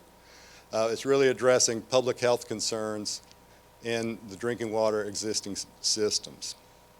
The Clean Water SRF, where we have a tremendous amount of capacity, is limited also to sewage, stormwater, and energy conservation at plants, those types of things. There's 11 areas that the Clean Water SRF is eligible for, but basically it's dealing with non-point source pollution, sewage, storm sewer, and water treatment for the sewage.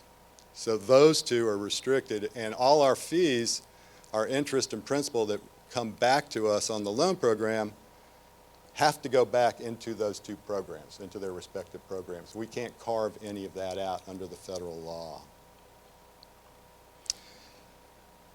But if we were to go this path, the constitutional amendment and the statute change would enable GIFA to utilize GO bonds to fund a loan program that we could utilize for local governments to install, deploy, run internet broadband capabilities. Bonds, though, cannot be used for grants or additional subsidization, so they have to pay back the principal and interest on the loans. So, and I didn't know, Mr. Chairman, if you want me to stop at each one of these and we can talk about them, or you want me to wait as I get through. Why don't we go ahead and see if we've got any questions before we move on to the next section. Chairman, do you have a question? You said you had to pay back the interest and the principal. What constitutes loan forgiveness? That's on the federal side. When we do the state loan, the state bonded program, those have to be paid back, principal and interest. On the federal side, on the federal program, we are allowed to use up to 35% of the grant that we receive for principal forgiveness. So it's the two separate funding sources. Okay, thank you. And what percent of the projects are the federal funds and GO bonds combination? The majority are federal. Oh, I'm sorry. The majority are federally funded. Majority are federally funded. Yeah, Okay. we use primarily we use the state-funded program for economic development projects because the federal program is limited there, especially with drinking water and for fire protection. And then we also use it for emergencies. When emergencies come up, we're able to utilize what we call the Georgia Fund, but that's the state-funded program for emergencies because they don't have to have all the federal requirements from an environmental review process. And you say you can use those funds for economic development projects, which would be like? Well, I mean, if there's water or sewer, one of the ones we use it for, Emmanuel County was running utilities out to its industrial plant, its industrial park, And so we used the Georgia Fund to fund that water and sewer installation because that was economic development. So in today's world, though, wouldn't broadband kind of be in that same sentence as far as It could furthering be economic development? if we had the statute changed, sure. So if we had the statute changed, there would be an opportunity there to issue bonds Oh, yeah. to do that in the same If we package. did the amendment to the Constitution and the statute change, we would be able to utilize general obligation bonds to create that loan program. So if they're putting in water lines and putting in sewer lines, they could throw Sure. broadband in the same hole as they move down the road? Yes, sir. Okay. Anybody else? All right, I guess Okay. let's get another one. I want to talk a little bit about our funding priorities. And Chair Houston brought it up. We're talking about principal forgiveness. That's what we want to talk about, is there are elements to the federal programs that allow GFA, or really any state entity that manages the SRF programs, to utilize up to 35% of their grants in both the drinking water and the clean water state revolving funds for what we call principal forgiveness. And that's an element of the loan that if all the loan funds are drawn, so much of that principal would be forgiven. It acts like a grant, but it's then used in conjunction with the loan. Does that make any sense? Okay. Excuse me. So what we do is we have a process where we go through and we score, based on affordability, we score the various projects that submit what we call a pre-application.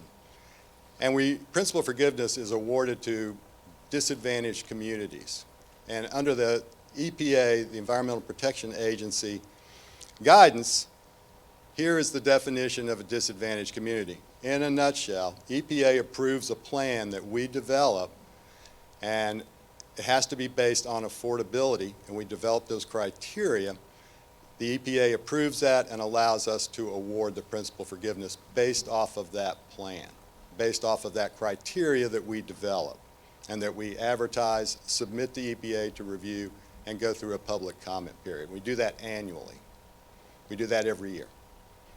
The time frame usually runs from, we'll submit our application to EPA with all of our plans for the upcoming year. We'll put that in usually about April. It usually gets approved around September or October, somewhere in there. In 2017, we contracted with University of North Carolina Environmental Finance Center to help us look at affordability and what are some of the various criteria that can be looked at. Prior to this, GFA utilized the census data that was developed every 10 years, and we looked at unemployment rate and median household income, and that data did not change over a 10-year period. So we went to the UNC Environmental Finance Center and said there has to be a better way. There has to be more data, and there has to be something that's a little more dynamic, even though it's maybe a couple of years old, that we can utilize. So these are what I have listed here are the data points that we pull from the American Community Survey. We get median household income. We get percent of unemployment, the percent not in labor force, et cetera, et cetera. Folks on Social Security, the percentage of folks on food stamps. And I know this is small, but you should see it in your packet. This is our tool, and here we go. We're using Funston right now. But we go there, it pulls all the latest data from the American Community Survey, and it gives us all these data points. Now what we found, being this is our 2018 was our first year using this, is that really there's a strong correlation between all those data points that I went through and the median household income, population change, and unemployment rate. So we utilized in 2018 and then this last year those three metrics to determine who qualified for principal forgiveness. We are going through a process now that we'll utilize next year where we're going to use these other data points, and we're actually going to score and see how does this, even though there's a strong correlation between, let's say, percentage not in labor force and unemployment rate and median household income, maybe there's additional drilling down or granular look that we can utilize to refine our awarding of principal forgiveness. So we're looking at that. We're going to try and figure out what's the fairest way to go. But right now, we utilize those big three. We utilize median household income, unemployment rate, and population trend. Each one of those has a 4-point maximum when we're scoring, and we put everything into the 4 percentiles. Excuse me. So median household income, of course, if you're in the 25th percentile or below that, you get the maximum number of points. If you're in the 100th percentile, you get 0. Unemployment rate, if you have the higher the unemployment rate, unfortunately, the more points you get. And then population change, again, you can see there how the points are awarded. So you have a maximum of 12 points, and we score the communities and the applicants accordingly. So basically, this drives us to principal forgiveness is being awarded to what the data is telling us are the most disadvantaged communities based off of our affordability index. Now, I wanted to talk a little bit about, what do we do to help communities who can't qualify for loans? Or if you say qualify, we do everything we can to get them a loan. In fact, I will have been at GFA a little over 9 years, and just recently had to tell a community for the first time they will not get a loan.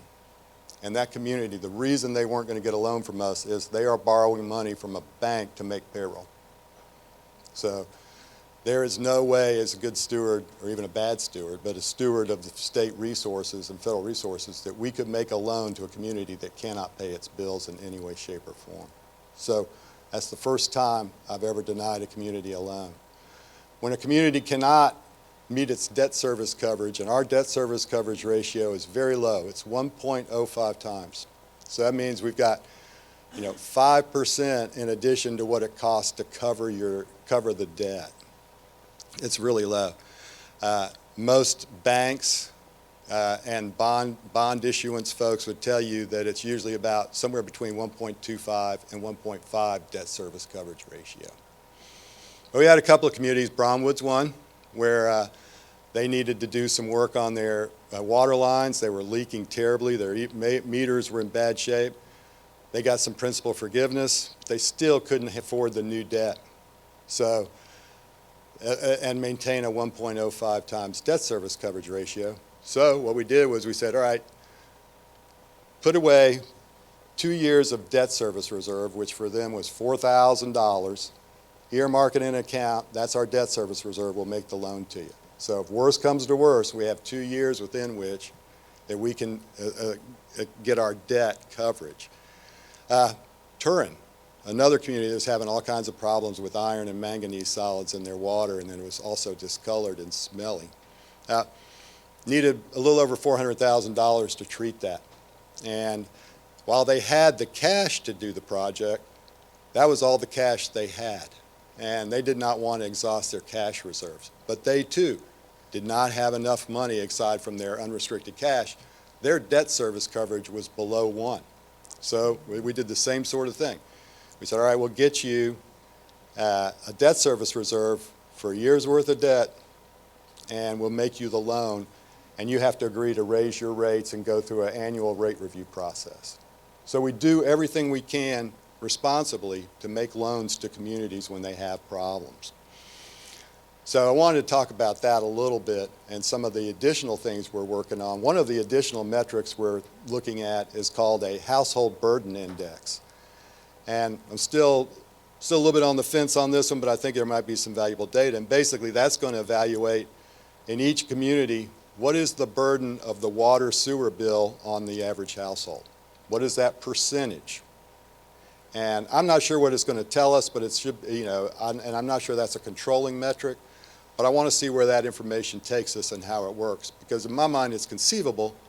You could have a community that has, for whatever reasons, really high rates and a median household income that's actually above normal, but their percentage of burden would be high. So again, it's just one of those things we're looking at to see if there's a value in that metric, but we're working on that. And we're also working with the Environmental Protection Division, EPD, to come up with some other criteria, especially when it comes to public health. What is the type of violation a community has? What's the nature of the public health emergency? How can we utilize that in a scoring system to award principal forgiveness as well? So looking at a few things that we wanted to talk about, and we're going to go over and look at that as well.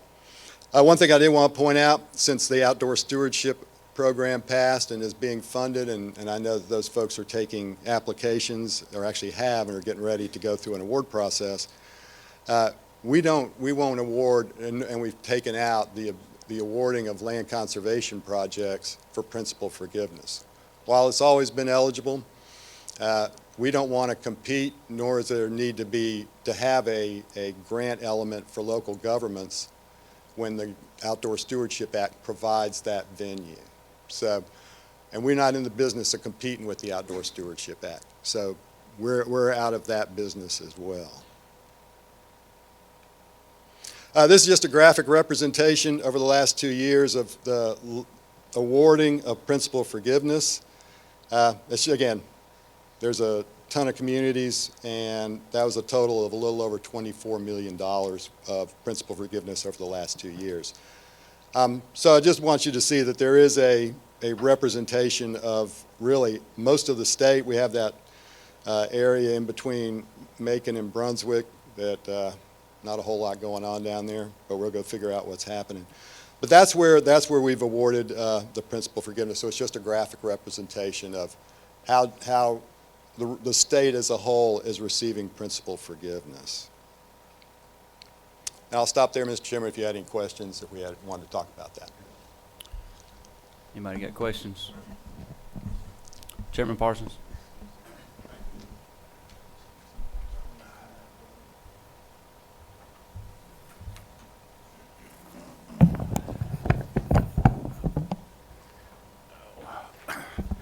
Thank you for the presentation. I wanted to ask you a question or two, if I could, about the broadband part that you were talking about. So if these things did happen, if the constitutional amendment passed and the amendment related to GFA were to be amended, or the statute related to GFA were to be amended, as you'd mentioned, if those things were to happen, then I guess GFA would have to establish new criterion for loans related to broadband. Is that correct? Yes. You have to kind of, I'm just trying to figure out how this would so then, is it then, who is actually eligible? Is it just local governments or authorities, or who can get that? It would primarily local governments and authorities. That's Okay. correct. That's correct. So then they would make their applications based on their needs and whatever kind of criteria you have set up for the application. How long does it take to get something like that? Well, we're set up to where if we were doing a loan program, we do underwriting in a week or 10 days, something like that. We'll get their financials. We'd operate just like the loan program on the water side, Right. where we'd go through the financials, see what the debt service coverage ratio is, and then figure out can they handle the debt. But we have quarterly board meetings where the board approves loans, and then in between those quarterly meetings, we have every month scheduled what's called our executive committee, and they can approve loans. So we're in a position where on a monthly basis we can approve loans. So we can usually do it, usually about a month we can turn around and have somebody approve. If it's emergency or it's requiring that. I guess where I don't, where does you don't have money sitting there to make the loans. How does that happen? We would have to get appropriated bond funds. Okay. Yeah. So there would have to be an appropriation. Currently, in the tracking sheet, it talks about there'll be bond funds that are appropriated for our state match for our federal programs, and then every so often we'll get a appropriation of bond funds for our state-funded loan program. Okay. All right. Thank you. Appreciate it. Sure.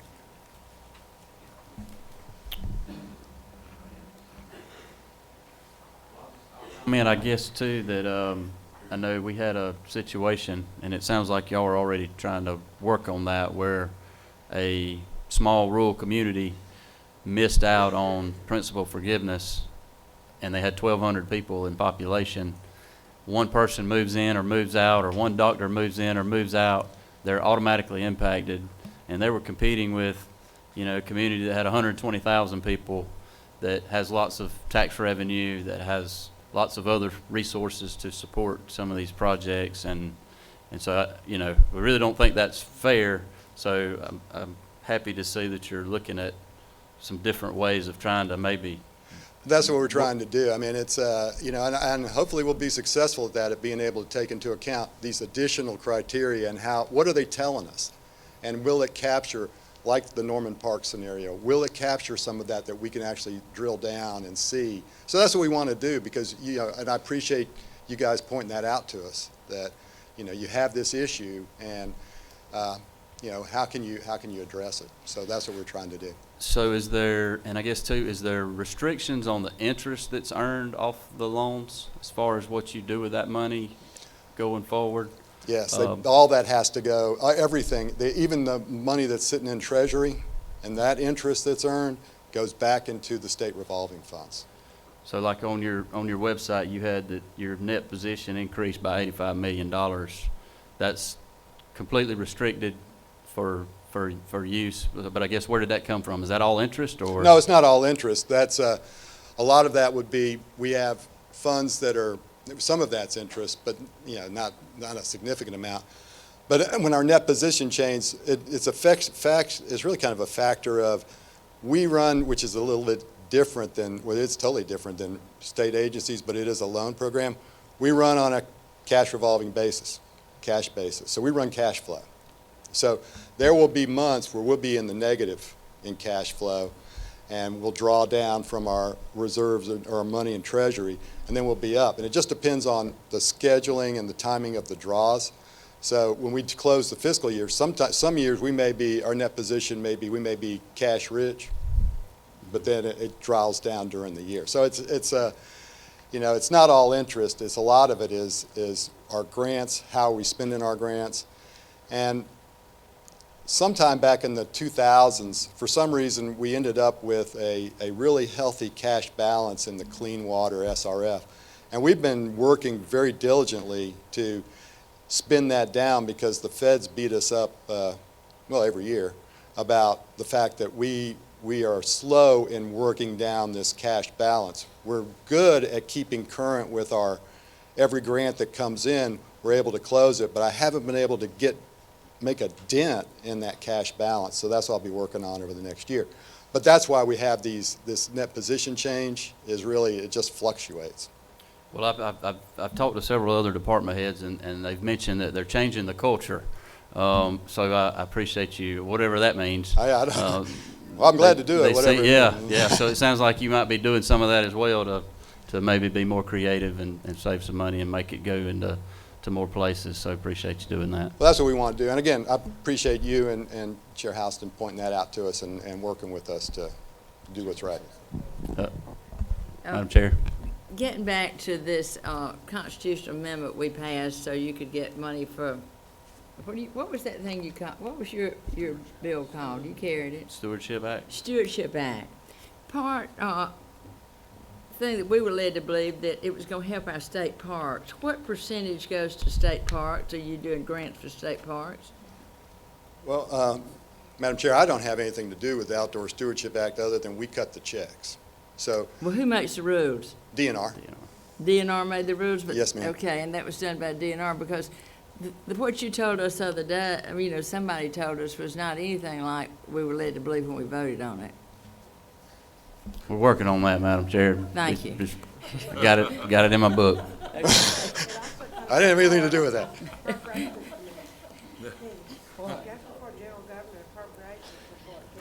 Anybody else? Anybody? All right. Is that it? No more questions? All right, Kevin, you want to keep rolling? Yes, sir. So one of the things that we were asked to talk about is, how are we helping out rural communities? What kind of expertise are we providing them? And so I'm going to go, in your packet, you'll see a whole long list of things that we work with the Rural Water Association on. But some of these are really vitally important, and some of them deal with federal requirements. But we work with Rural Water in having Rural Water prepare asset management plans for small communities, for helping them find just the basic water leaks, helping them locate their valves, hydrant testing, developing asset management plans, developing capital improvement plans, doing smoke tests and leak tests throughout the storm sewer system, making sure that the sanitary and storm sewer systems aren't interconnected so that they're treating all kinds of other bad things. We work really closely with rural water in helping out a lot of the smaller systems in doing these kinds of projects. But that's just a sampling of what we do with rural water. Another thing we did with rural water over this last year, on the energy side of the house, we were able to find a few dollars that we were able to buy some propane-powered generators, and those are utilized by rural water to go if a utility loses power during a catastrophe or a natural event. Rural Water is able to take these generators and deploy them at the various small communities and help them out, get power running, and make sure they can treat their water and sewage. So that's something else we're working with Rural Water on as well. One of the things that we're working on as well too is a risk assessment and emergency response plans. Now this is required by the federal government, and it looks like, well, that doesn't apply to rural Georgia because it's 30, systems that serve 3,300 or more. But, and there's always a but with the federal folks, this actually applies to communities that are interconnected or buy their water from a large wholesaler or community. So actually smaller communities are affected by this. And we're going to help them develop their resilience plans, their risk assessments and resilient plans. But they have to develop emergency response plans, do an assessment of the resiliency of their systems. What are they going to do if something happens? And then update that every year. So we're working with communities on providing that expertise, if you will, to develop those plans. And that's a federal requirement, so a lot of folks are going to have to do it. Another thing we're working on with the regional water councils is we're going to go through, and for those of you guys who were around in 2008 with the Water Stewardship Act, one of the things we did back then was we did what's called a redundancy study for Metro North Georgia Water Planning District. That's the only place we did it. But it basically studied all the systems in the metropolitan Atlanta area and tried to figure out what systems are vulnerable, what systems could use interconnections, what systems need redundancy. And we went through all that, and it actually turned out systems have been pretty good and pretty deliberate over the years about having that redundancy. But what we were lacking was an approach to all of the systems throughout the state. So what we've done is we've contracted with an engineering firm to go through, look at the regional water plans. Let's evaluate who needs redundancy. Let's look at water source for all out the state. Where can we develop new water sources, but primarily where can we utilize interconnections and redundancy to provide some resiliency to rural communities in their quest to provide water. We had an example several years ago where a small community's well went dry, and that was it. And got a call from one of our board members who was in that business at the time, and just, what can you do? So we were able to provide an emergency loan to that community. I mean, it was only $18,000 to drill them a new well, but they didn't have it. So, so we want to be able to move quickly, but they could have used some redundancy. That would have helped them out a lot. So we're going to go through that and see where that leads us, but I think that'll help us provide some expertise to rural communities about, let's do some interconnections. We want to try to incentivize some of those things, and we'll figure out how to do that, presuming we get this goes the way we think it will. And then one of the other questions we were asked was, how can you help communities with their rate setting? Well, it just so happens over the last 10 or 12 years that GFA has contracted with the University of North Carolina Environmental Finance Center to do what's called the rate dashboard. And if you were curious about it, it's actually quite a handy tool. We had a 98% participation rate for water systems within the state this year. So 98% of the water systems answered the survey. And this encompasses the drinking water, storm sewer, and sewer rates for communities and systems throughout the state. And all this data can be analyzed. You can take, I'm in this particular region of the state. I have this size community, I have this type of rate structure. What are my neighbors charging? What do others charge? What does somebody else in another part of the state charge? You can do any kind of slicing and dicing on the data, and it comes in, it's really handy. The engineering community uses a lot. I think our friends at various other state agencies use it when they're evaluating water rates. And we use it as well to see whether folks are, if they're keeping their rates depressed, what can we do, how can we help them? But the information's there, and we encourage folks to use that and utilize that, especially if they're trying to figure out if they need to go up on their rates. What do I need to do? How can I do this? What are my neighbors charging? How can I develop that? So that's something else we provide for all the state, but it works out real well for the smaller communities. And the last thing we do, and this is part of the federal requirements, it's really a spinoff of the Brooks Act from the federal government, and that since 2014, any project that's been funded with the state revolving funds, the federal programs, is supposed to have had engineering services procured competitively. The state of Georgia does not require that for local governments to procure engineering services competitively, but the federal government's requiring it. And we've been able to kick that can down the road over the last 5 years using what are called equivalency projects, where a big community has a big project, has solicited and gotten engineering services done competitively. So we're able to transfer that throughout the whole program, but that horse is out of the barn. I can't use it anymore.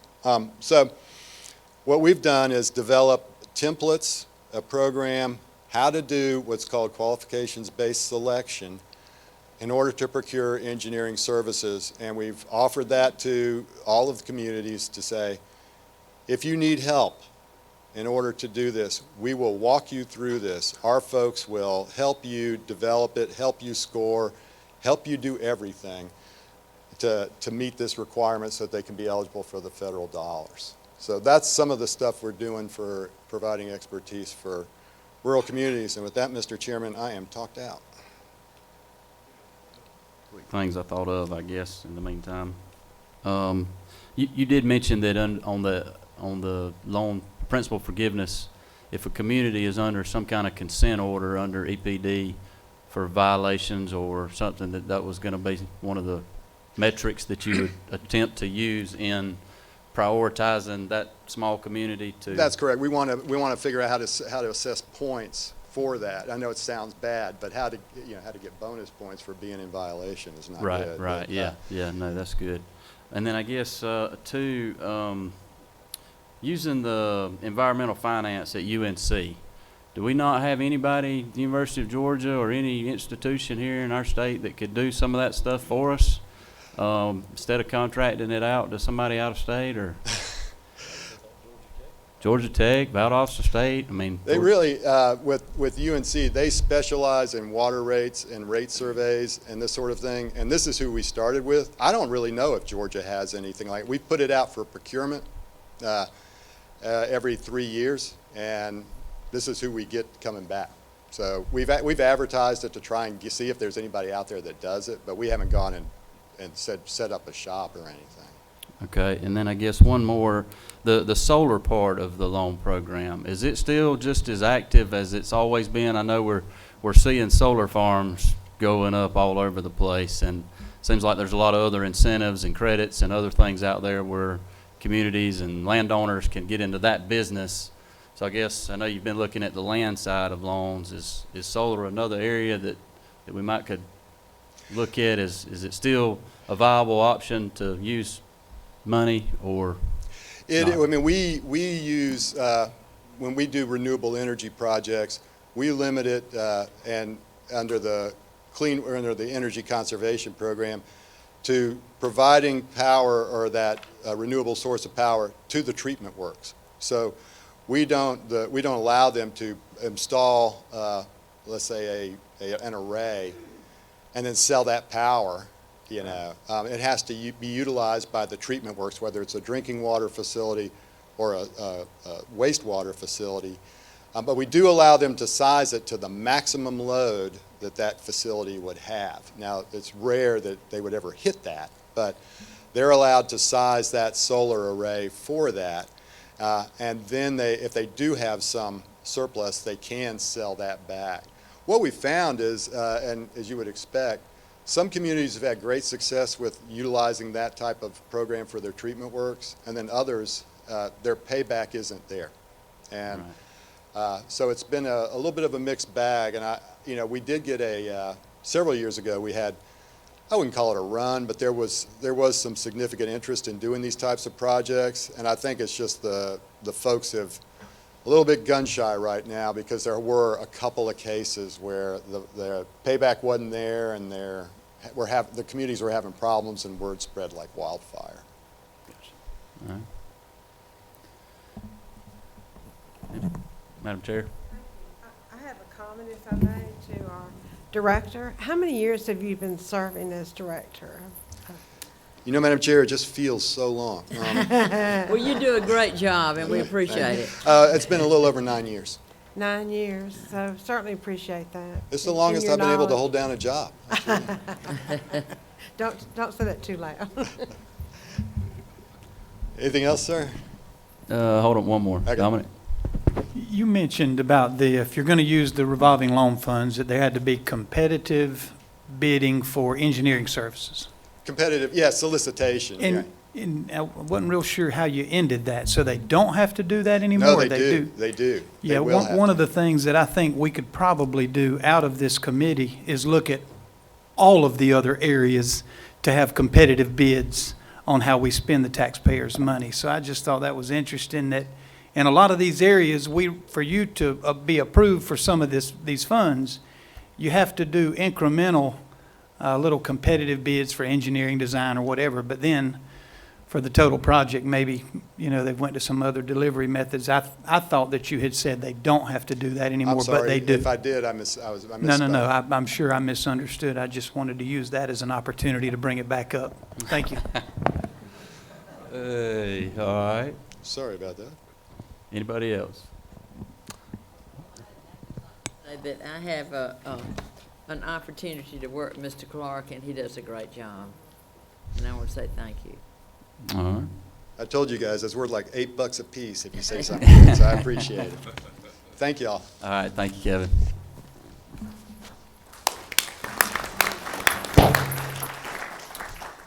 All right, next we've got Commissioner Nunn. Come on down. We'll talk about regional commission structure.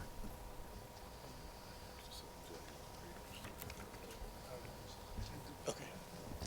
I'll just put up our background. Great. Good afternoon. It's good to be with you again. I wondered after our marathon in Moultrie if y'all would have me back. So good to be with you. And Representative Houston, it looks like you decorated. Y'all are well decorated for Christmas. So Merry Christmas. So I will.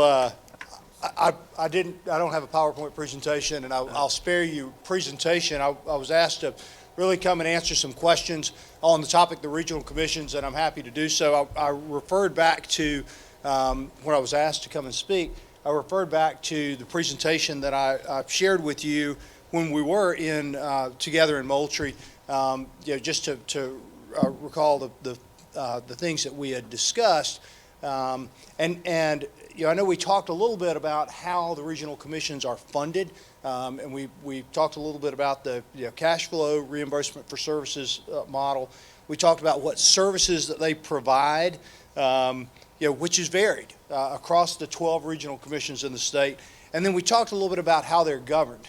I feel like that today, perhaps, and correct me if I'm wrong, I know that starting about 18 months or maybe 24 months ago or so, Chairman England and Chairman Powell and I had a conversation about this topic, and subsequent to that, Jay and I had some pretty extensive discussion. But I'm not sure where that went and how much of that was shared. So I thought perhaps it may be just sharing a little bit of the context of some of those discussions, specifically around the governance. So the two questions that I was provided in advance earlier this week had to do with A, what might be a more manageable makeup of the boards or the councils, and then two, a little bit of color around the around standards. So I'll start with those and then answer any other questions that you might have. You may recall when we were in Moultrie that one of the things that I highlighted, and of course this has been very much evolutionary, but the 12 regional commissions in the state are comprised of anywhere from 10 to 18 counties in the state, and perhaps because I know I've talked to some who were involved back in the early 70s when they were first established and had more of a board structure, perhaps in part because of some EDA requirements, and each receives some EDA funding. The boards have grown significantly and statutorily include the chair of each county commission, as well as an elected official from the local government standpoint, along with a number of other kind of prescribed positions. But in total, each of the councils range from, let me refer back to my notes, I believe it's about 40 to 60 people in number. Again, that's 40 to 60 people in number. And this is the board that is accountable, to whom the regional commission is accountable. So that's the governance, the current state governance structure of the regional commissions. In some of the conversations that we've had offline, and that the Chairman Powell and I had discussed about, it was put forward that probably is a little bit unwieldy when you think about governance. And I know there have been questions about accountability and about performance and things of that nature. And I'll remind you that while DCA is integrally involved with the regional commissions, I or one of my deputies attend every one of their GARC board meetings. We stay involved in them, and we maintain a planning contract for their planning services. It's ultimately the boards that are accountable. Chairs, if it would help, there were probably 4 or 5 areas that Chairman Powell and I talked about that you would need to think about and consider if it were the desire of this policy-making body to make some change to the councils. And the first of those has to do with the size. What is the ideal size of a governing council? And I've done some research looking into other states. I looked some into what they do in Ohio and in some of our neighboring states. Every state has some construct akin to the regional commissions. The reality is there's no state that looks exactly like us. There's no state that has 159 counties. So if you think about other constructs, and I talked with a gentleman in Washington who I happened to be in a meeting with last week, Joe McKinney, who heads up the National Association of Regional Development Organizations, and he reiterated that point. There's no kind of cookie cutter model, but with 10 to 18 counties in each. You might look and say, a representative per county, is pretty, is pretty much a kind of a governing type board. In some states, and this was something that that Jay had brought up, in some states, they look at larger size counties, maybe 100 or 150,000 people or more, might have 2 representatives instead of 1. But ultimately, you've got to figure out what's the right size. Okay? Another element, and this is something that it's where the practical and the political may be at a little bit at odds. The legislation attempts to legislate accountability and effectiveness through a very prescribed list of of members, of the councils, which gets us to the 40 to 60 members. If you were to look at a different way of doing that, I think you have to wrestle with how would you select members of the council? How might those members be selected? If we were in a completely non-public context, you might look at something akin to a nominating committee that looked at how do we perpetuate the board and attract people who had the interest of the region at heart. I think that and again, I'm just sharing some of the conversation that has been had over the last 2 years. If you think about the elected officials that represent the localities for whom the regional commissions are responsible, there's probably some process where you would have or open up for nominations from those elected officials as opposed to some open forum. But that's certainly something you'd have to wrestle with. Is how would you who could nominate members of the council, and then who would ultimately select those members to serve on the council if you were to do any changes and attempt to shrink the size of the councils. Another element that I think is important, especially if you move away from, we've got X number of county elected officials, X number of city elected officials, X number of public sector. You need to have some representation and balance. And this is an area where it was put forward that perhaps the state might have a role in in looking at the slates to determine balance. I would also suggest, and this would be kind of a further recommendation to what we put forward in Moultrie, participation matters, right? And I think that's one of the things that becomes an issue when you've got 60 people is if you're not engaged, and I know all of us, and I shared some data in Moultrie that showed the actual satisfaction rates from all of those who respond to the annual audit surveys. But all of us also hear from folks who aren't as satisfied, and every one of those that I hear from, I ask, how engaged are you?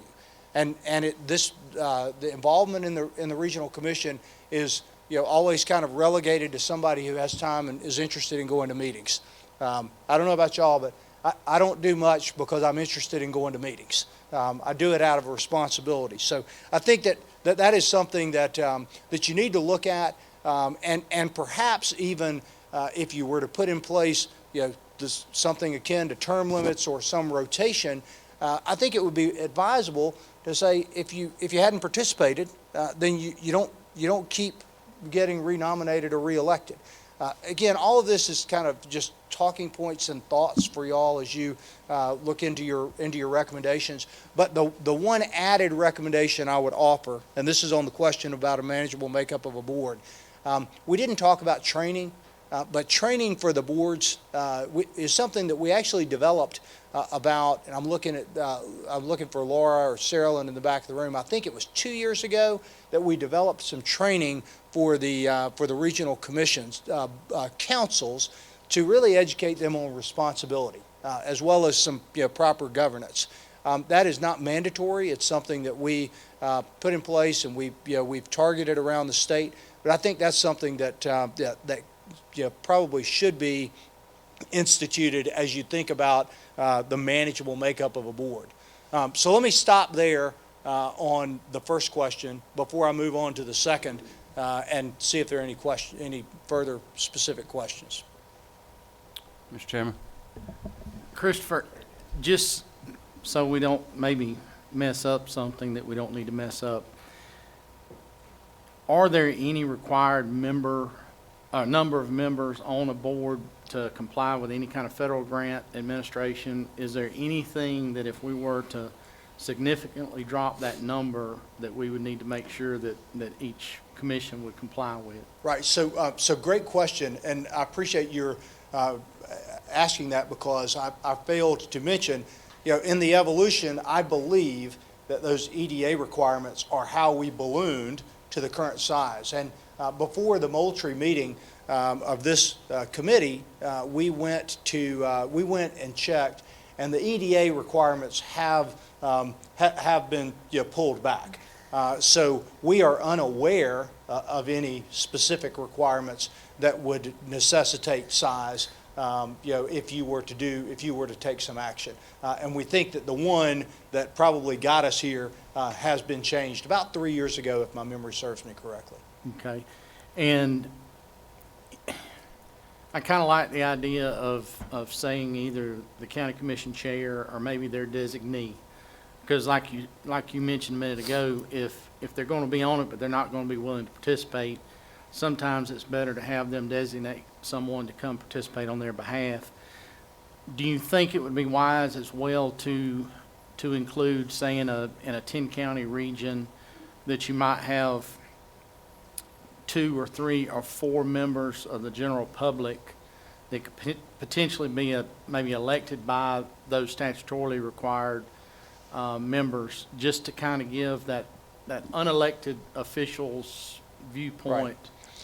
So, and let me tell you, I feel very uncomfortable standing here talking to y'all about policy because this is not my job. But I'm going to share with you kind of thinking that was really shared with me by our late friend, okay? I think that you have to have that representation, right? You have to have some county representation. You have to have some city representation. You have to have some non-public representation. You have to have that balance. And I think that's what is attempted in the current legislation, so you get all of that from every county. And when you multiply 3 times 18, it's a big number, right? And so, perhaps if it were the will of this body and the larger House and the administration, you might look into how do you achieve that balance from across the region, right? So not every county elected official may be involved, but they might have their designee might be that non-public, or might be the school board representation, or might be, so that you have good, diverse representation with the interests of the region at heart. And that's probably a good segue into the second question that y'all put forward, but let me pause for any other. Chairman Taylor. Thank you, Mr. Chairman. When this board comes up with projects or things that need to be, is there a paid staff in every region that carries out what this board wants to do? Help me one more time with the. Is there paid staff in the region? And here I feel uncomfortable because we've got 4 executive directors in the back of the room, but I can emphatically say yes, and that varies from region to region. In some of the smaller regions, and that has nothing to do with area, but it has more to do with population and the size of the staff. That staff may be a dozen or more. In larger regions, that staff may be hundreds. But yes, there are staff that work to affect some of the services that we'll talk about momentarily. And each region, I guess, determines that based on population, very much how they choose who's on their board now. I mean, I'm in a large rural region, and Right. I know who's on it, and I know what they do. But is everyone different? I guess that's where I was going with this. Are What all do you 12 do? different? Yeah. Are all 12 different? I would say there are some similarities among the 12, but yes, each of the regions in the state, and frankly, each of the 12 regions of the state are different. They have different, but they also have similarities, as y'all know. I mean, I look around and we've got Southwest and Southeast and Northeast and Northwest represented around the table. There's similarities and there's some common issues. Thank you. So, Commissioner, what monthly or quarterly, whenever they meet, I guess, decisions are they making on a regular basis? So I don't attend the board meeting. I attend the board meeting of the Georgia Association for Regional Commissions, which is all of the commissions coming together on a monthly basis. But I would have to defer, and like I said, there are 4 people in the back of the room that could answer that question if you would prefer me to. Yeah, if there's 4 seats up there, it's all right with my co-chair. Somebody was thinking ahead. I don't want to put anybody on the spot, but I just, or if one wants to come speak, just on behalf. So Lisa Cribb, who is walking up, I think she might have drawn the short straw on short notice, but Lisa is actually the current president of the Georgia Association of Regional Commissions. Oh, and Laura's coming as well. So Lisa is in southern Georgia, which is the southeast portion of the state. Laura is in the middle Georgia district. So the question was, what are the actions that your boards, your councils are taking on a monthly or quarterly basis when you meet? Yeah, I mean, if we've got that many people on a board, what are we voting on? And because I've got 2 partners, and sometimes we have a hard time agreeing between the 3 of us. So what decisions are we making that I guess would justify having that much representation? Well, obviously there are certain things you're mandated to do. You've got to pass your budget. You've got to pass a work program every year. So those are by law things that have to be done. And then as a regular course of business, you'll have approval of minutes and approval of the financial reports, those type of things. Or obviously annually you'll have approval of the audit report. You have a presentation from your auditors, approval of that. You'll also have resolutions to enter into contracts. You know, we have a lot of contracts with state agencies. Well, the council will approve a resolution to enter into those contracts for services. For example, services for the aging program. That requires an annual resolution.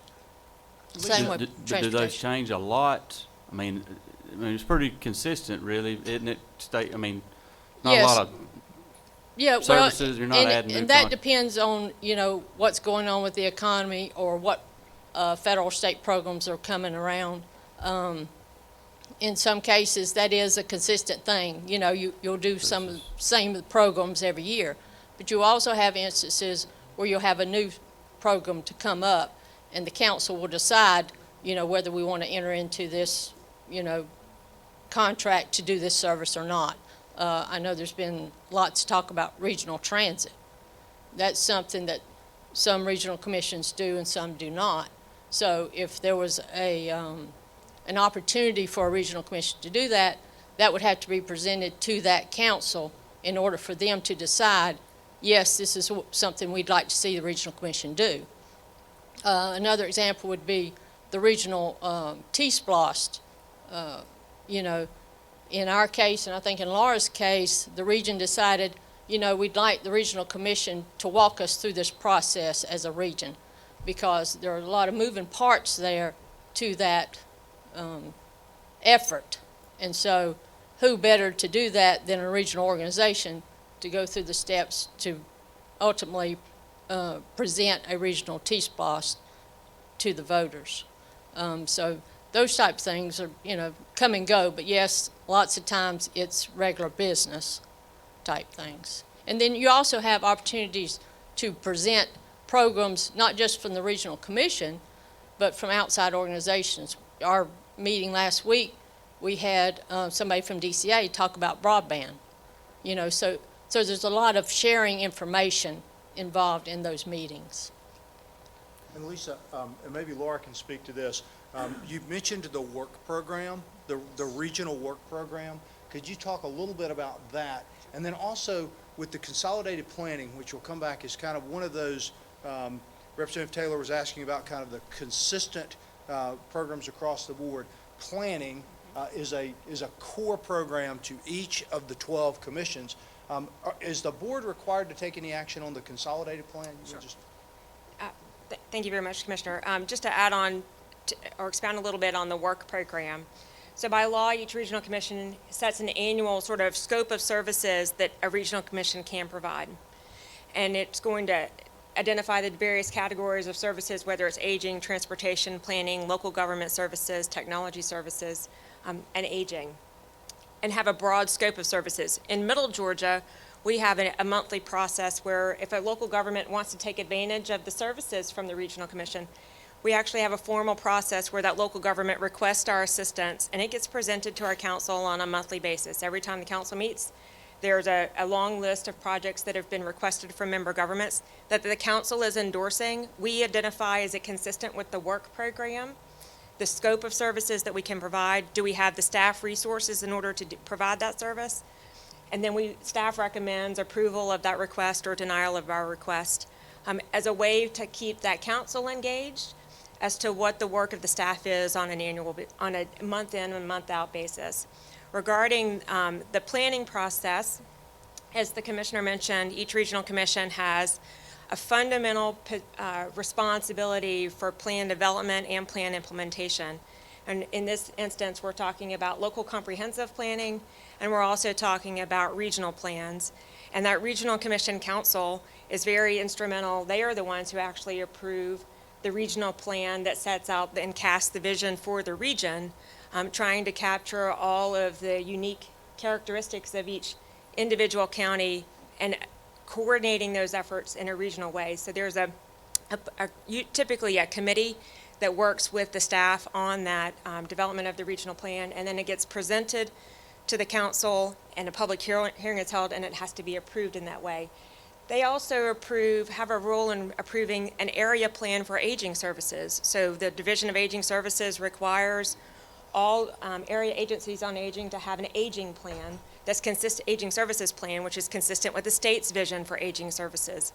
And we have a committee in Middle Georgia. We have an aging services committee that works with the staff to develop what are the goals of how we are going to meet those needs of our aging population in Middle Georgia.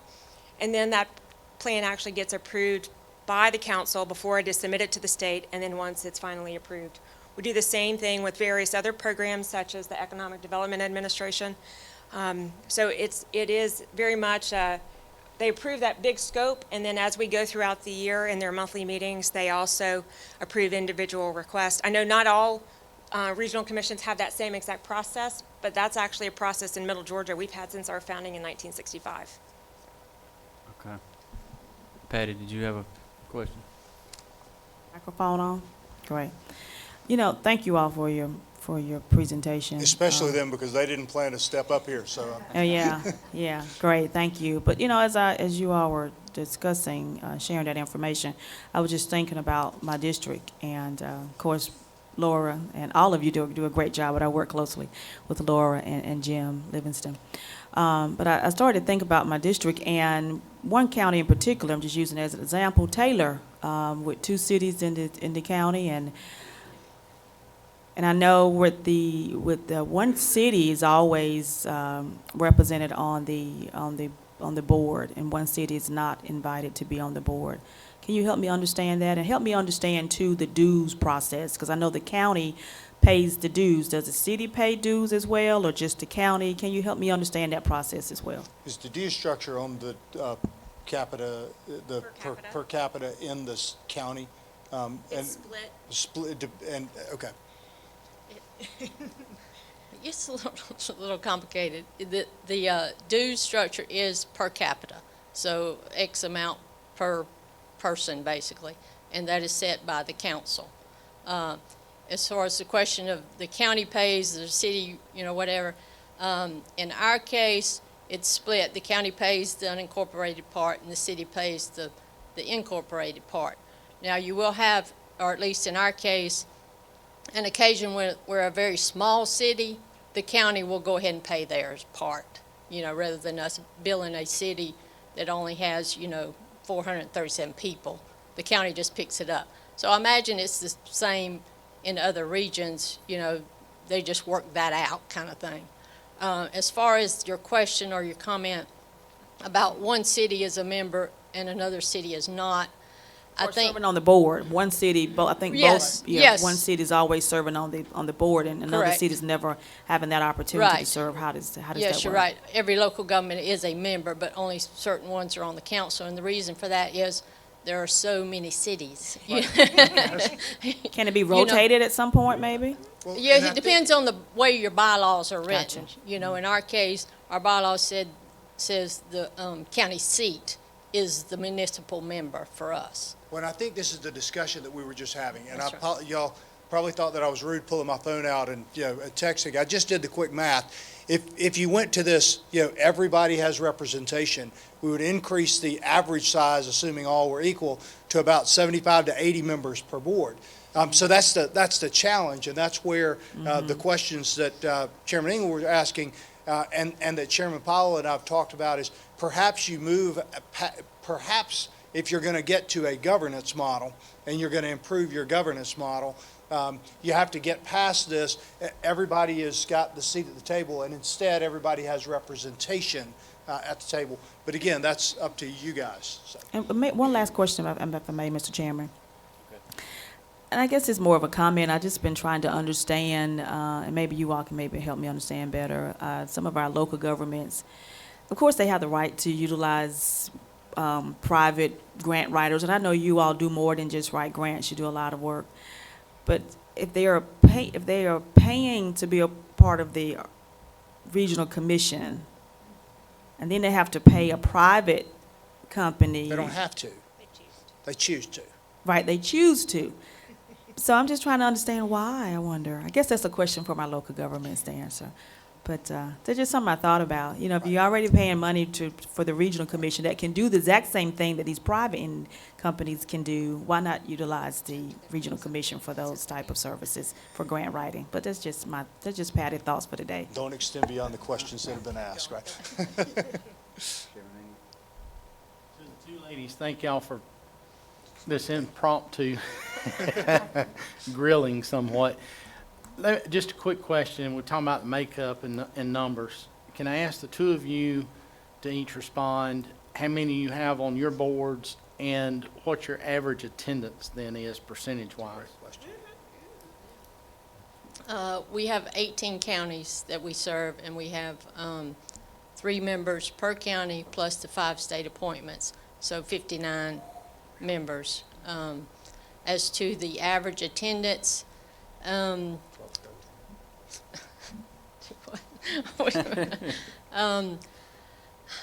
would guess, without looking it up, obviously, we probably have about 70%, would be my guess. In Middle Georgia, we serve 11 counties, and each county has 5 members. 3 of them are voting members, and that's the county commission chair or designee, a municipal member, which can be a mayor or city council member decided on by the cities. And then those 2 get together and select a non-public member to serve.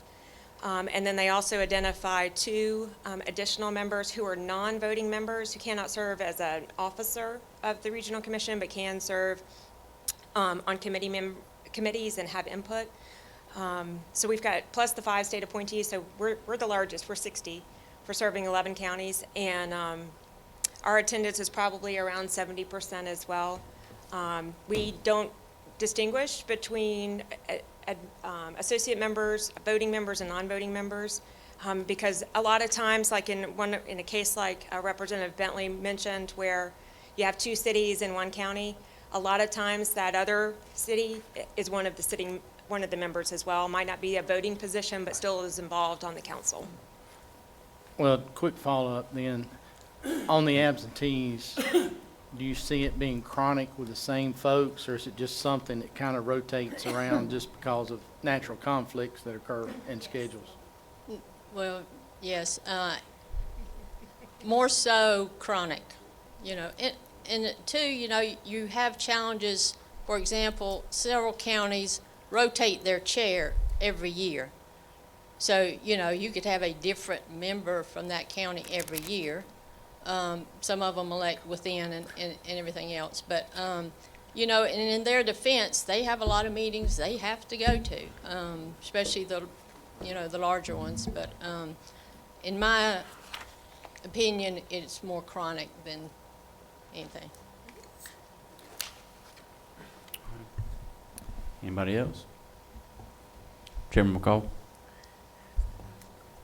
To try to cut back on the absentees, and I know where I come from and where down this part of the country, some of the members have more than a 5-minute drive to get to a council meeting.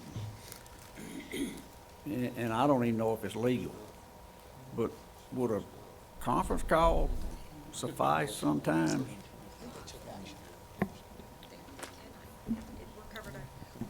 We're actually covered under the Georgia Open Meetings, Open Records Law, which requires a quorum to be present for there to be telephone participation. At least that's my understanding of the Open Records Law, and Open Meetings Law. So it's not an option for us. In Middle Georgia, we're fortunate in our region is compact enough that the farthest distance someone will drive is an hour. I know in heart of Georgia, they have a very broad, wide district region as well as southern Georgia, and y'all try and meet in a convenient location for a majority of your members. Chairman Wertheiser, do you have? Answer your question, because as a freshman, that was one of my bills, because one of the commissions came to me and said, why can't we change the open records to allow conference calls to ARCs, because for some reason they were exempted from doing that. And as most bills, since we file about 900 bills a session, got to the chairman's point, and he said, and maybe rightfully so, was, well, if they don't have the commitment to attend the meeting, they should not be allowed to do teleconferencing. So let's ask the three of y'all, what is your opinion? Should that be allowed or not? Go ahead, Laura. I'm not a fan of it. There is just from we're in the relationship business, and getting the opportunity to have a monthly interaction and to see that interaction across counties, because they don't tend to sit with their own county. Usually it's a blend of folks from Crawford County sitting with people from Houston County. There's such benefit in that that I wouldn't necessarily be an advocate for allowing a conference call to take place. I think that sort of lessens the role of the governing council. Fair enough. Chairman McCall, did you have a follow-up, or? Okay. Thank you, Mr. Chairman. I know when we were looking at the passage of the T-SPLOST, the Southern Georgia Regional Commission was, I think that's right, was instrumental in helping work through all of that. And one of the things that they did is we had people from all of those counties represented, but they had an executive committee that former Representative Jason Shaw and myself were non-voting members of that executive committee. And one of the ideas might be that in these in these regional commissions where they have 59 or 60 people, that they could either appoint or elect within that group an executive committee per se. And because I really agree with Representative Bentley, when you have these smaller communities or a city, they really want to be represented in some way and have a voice in that process to some degree. Whatever that is, particularly as paying members or dues paying members. And so just kind of a thought, Chairman England just makes hundreds of notes and asks all these smart sounding questions, so I kind of stole that. But maybe that would be a thought. Everybody has a voice, but you really elect or appoint an executive committee within those counties. Right, well, currently, the way it works is we have an executive committee, but it's an executive committee of the current council. So, and as far as I know, every regional commission has an executive committee set up. And some have additional committees. You have an audit committee, you may have a human resources or personnel committee, those type things. But the committees are members of the current council. So I guess to your suggestion or whatever, you're thinking more bring in the ones that are not already members of the council. Am I understanding your? Yeah, it just, I think what Sam mentioned earlier, he said you got only two partners, sometimes you disagree. I just think those decisions that have to be made and the attendance requirements and things like that just be among that executive type committee, because to have 50, 60, 70 or whatever in each of those is too much. It's a challenge some days. But yes, the executive committee typically, they will go into more detail on certain subjects or whatever, and they will, hash out details and make a recommendation to the full council. But it is the full council that, at the end of the day, has the vote. All right, I think that's it for the questions on that. Do y'all want to sit down right there and hold tight, or you want to run to the back? Want? Do you want me to talk about the second piece? Yeah, the second piece, the standards. So just a couple of quick thoughts on the second piece, and I'm mindful of time, but it's your time, so we'll stay up here as long as you need us. On the services offered, as you heard a little bit about planning, which I'll refer you back to the statute, because that's really the crux of the Regional Commission's responsibility, okay?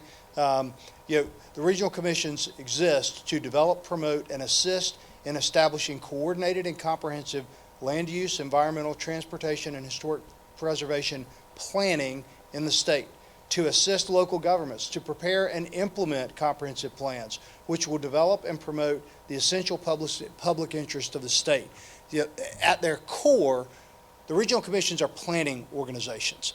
I think when you look at the breadth of services that they offer, the one that is an absolute common thread among all 12 is that core planning responsibility, as well as looking at how do we execute against those plans. Now, there were several service delivery elements that were mentioned. You talked about transportation, you talked about aging. Those are two, as well as workforce, that are probably more common than not, and I couldn't tell you the exact number of regional commissions, but they really are kind of conform to the needs of the region as defined by the council. So when you think about the question about what standards should be created, one of the things that we look at from DCA standpoint with a planning contract with these entities is not only the effectiveness of planning, the comprehensive planning, but also how well we're doing at executing against those. And that's been something that over the last certainly 3 years that we have put a significant emphasis on. I will tell you, because I looked at it this year, on the CDBG front, which many of us are very familiar with, the regional commissions wrote about 50% of the successful CDBG applications across the state. And those line up with the planning that is laid out by communities. So from a DCA standpoint, we look at success and those standards in terms of how effective are they not only at planning but also at helping to implement against those plans. I mentioned the Georgia Association of Regional Commissions, which the board, which Lisa is the president of, is all 12 of the executive directors, and they meet on a monthly basis. And as I said, someone from our team attends every one of those meetings. But the GARC also represents the councils, and the chair, the current chair, is Buddy Duke still the chair in Adel, and the current vice chair, Kay Pippin, in Jackson, that she was just elected this year, are instrumentally involved with GARC. My suggestion would be to engage, because the commissions are accountable to their members through a representative governing body called a council, and yet we have some expectations at the state. I would suggest a conversation with GARC and with those councils as to what their expectations are, and a clear understanding of what our expectations are to define kind of your performance standards, if you will. Beyond the how well, on our end, we're interested in how well you're executing on the plans that you put together in alignment with our contract. But I would defer to GARC and to the councils for other standards. So, questions? I got questions. I guess. So I know we heard from some regional commissions in Camden, and they were talking about rural transit, and I guess, and this is, I don't know if it's so much standards or more communication, but you talked about, that all 12 were fully focused on coordinated planning, and so I guess from my point of view, I would like to see more coordinated everything. Right. Because I know we heard from the Coastal, I think, about rural transit, and it was working for them, and he was kind of the only game in town. And then I got blown up with emails saying, we do transportation, we do transportation. And I'm like, well, are we not communicating here? Are we helping each other? Are we utilizing our resources across the state to work together, to let everybody help everybody and working together? I mean, is there... So a great question, and a point that I forgot to mention earlier, and again, I know this because I was in attendance at one of the meetings, and y'all can chime in if you care. Really, as an output of some of this discussion, the coordination among the 12, which has always occurred on a relatively informal basis, and I would point, the Atlanta Regional Commission provides some tech resources because of their scale. They're able to provide some technology resources to the other 12 commissions. The Coastal Regional Commission, who has some expertise on the GIS front, provides some of that expertise. And then on a project basis, I think recently, Laura, you had there was an issue here in the River Valley region where we sit today that had to do with a city charter. And you had some expertise in your shop about rewriting city charters that River Valley didn't have, and so they contracted with you to provide those services. So historically that's occurred on an informal basis, but very recently there has been a move afoot to formalize that collaboration. And there has been, the 12 have created a memorandum of understanding that I believe is set to be enacted between and among the 12 at the January meeting of GARC, and then it would have to be enacted by each of the respective councils to formalize that collaboration. So I think that's a fantastic point, and one that probably exists on an informal basis more than we may all realize, but they are making an effort to formalize. So good question. Yeah, well, and that's, just, I guess it goes back to if everybody's doing rural transit and we don't know that everybody's doing rural transit, we're trying to do rural transit too, so we don't want to be stepping on top of everybody. And to be fair, I think, I'm looking in the back and up here, is it 5 regional commissions that do rural transit? Yes, but not all in Right. So it's about half, and that's that gets to your point about how do we amp this up, or Okay. Anybody else? All right. Well, again, thank y'all for the opportunity to be here. Hopefully this was a helpful conversation, much more so than my presentations in the past. So, thank you. Good job. All right.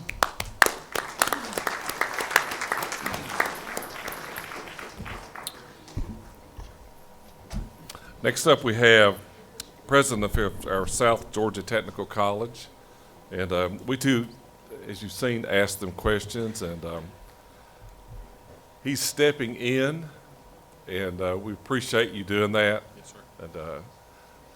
And since we've had a change in leadership, you might want to tell everybody, if they don't know, what's going on. Okay. Well, if you read the AJC yesterday, you may have seen that Matt Arthur, our existing commissioner, is moving over to the Professional Standards Commission to head that agency. And Mr. Greg Dozier is going to be our leader here for the Technical College System in Georgia effective January 1. So we're excited about our new leadership and look forward to seeing great things that's going to happen in the Technical College System. And again, thank you for giving me the opportunity to share. I believe it's two points that I'm going to share on. One is, the first is on smaller class size and teacher circuit. And I want to preface this conversation by saying that when I begin talking about class sizes and tuition dollars and so forth, myself or none of my colleagues as presidents make decisions about offering classes solely on whether we're going to break even or make money on the class. We are here to serve our communities. And South Georgia Tech serves 7 counties.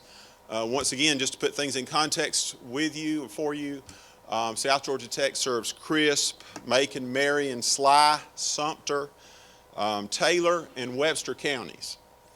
I don't think you can find a more rural service area than I just listed. And I think Sumter and Crisp, of course, are our 2 most populous counties. But I am speaking for my colleagues as well. At first, our tuition dollars that we get from students is based on a $100 per credit hour tuition rate. The average class, and I'm just ballparking things, is around 3 credit hours. If you remember back in college when you used to go to class, or some of you aren't as old as I am, but when you used to go to class 1 hour a day, 5 days a week to take an English class, that would have been what's now a 3 credit hour class. So basically we're getting $300 from a student for a class like that.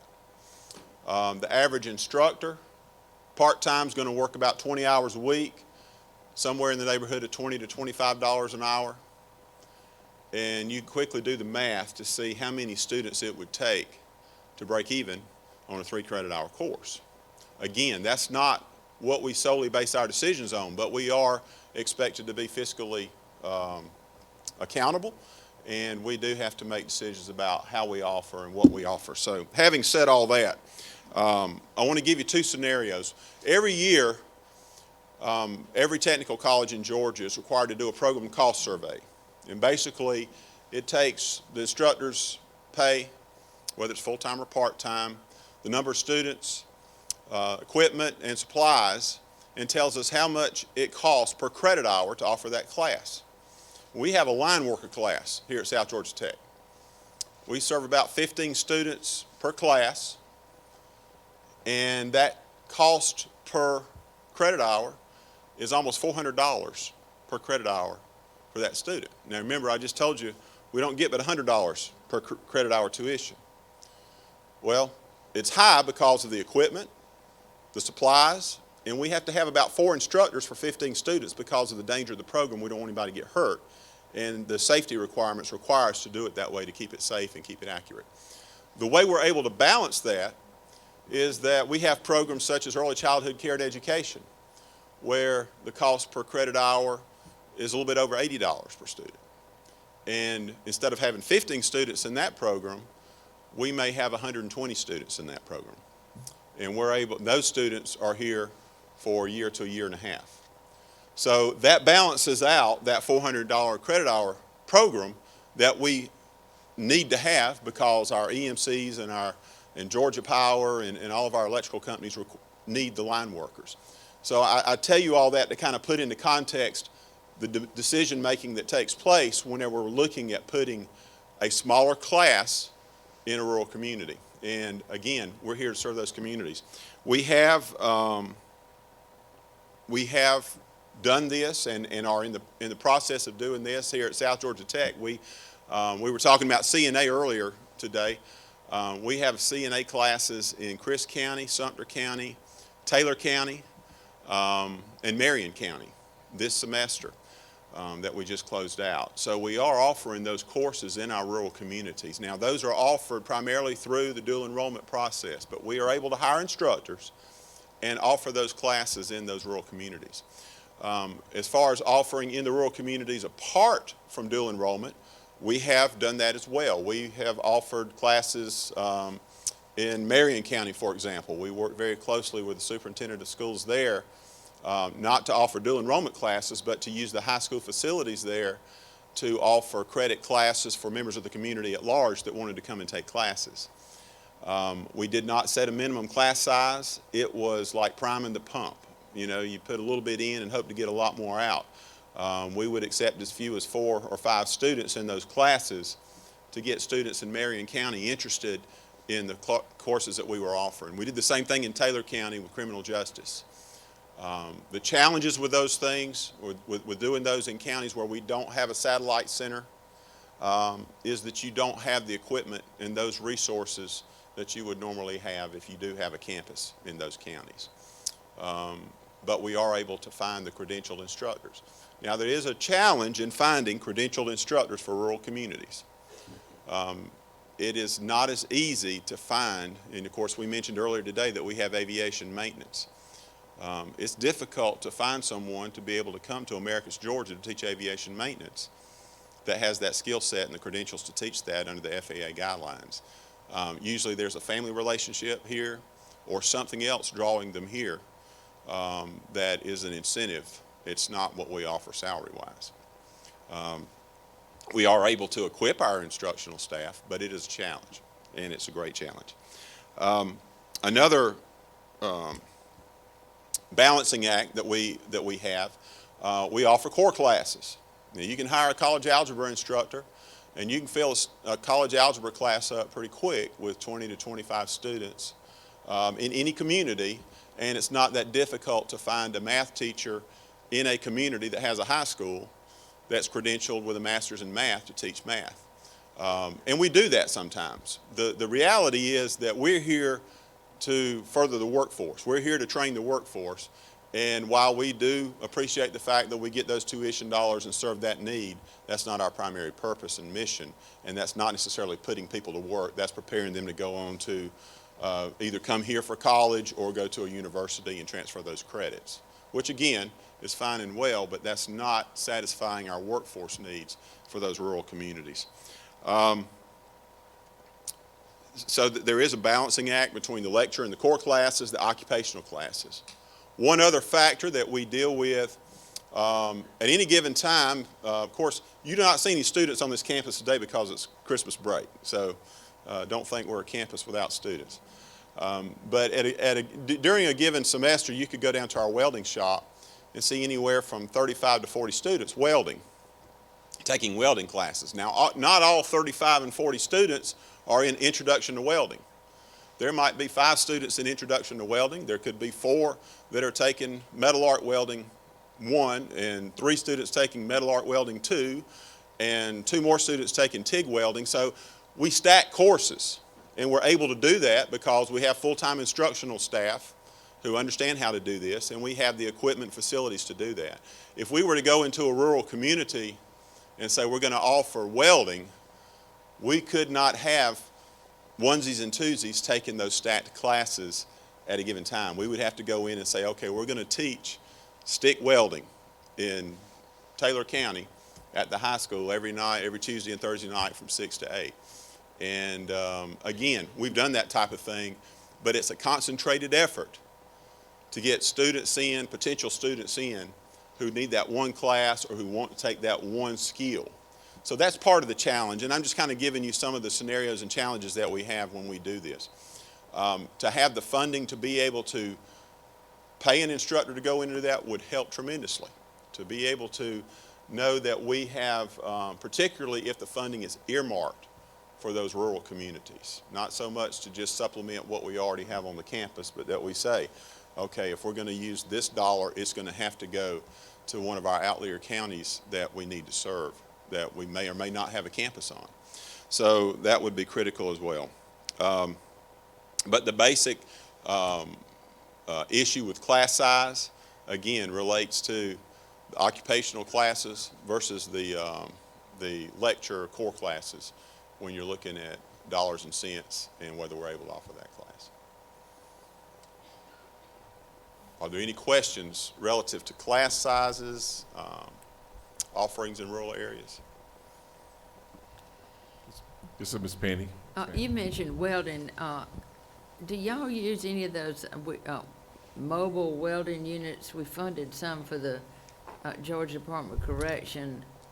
Do we have any in technical schools, the mobile units? Yes, those units have been used by several of the colleges.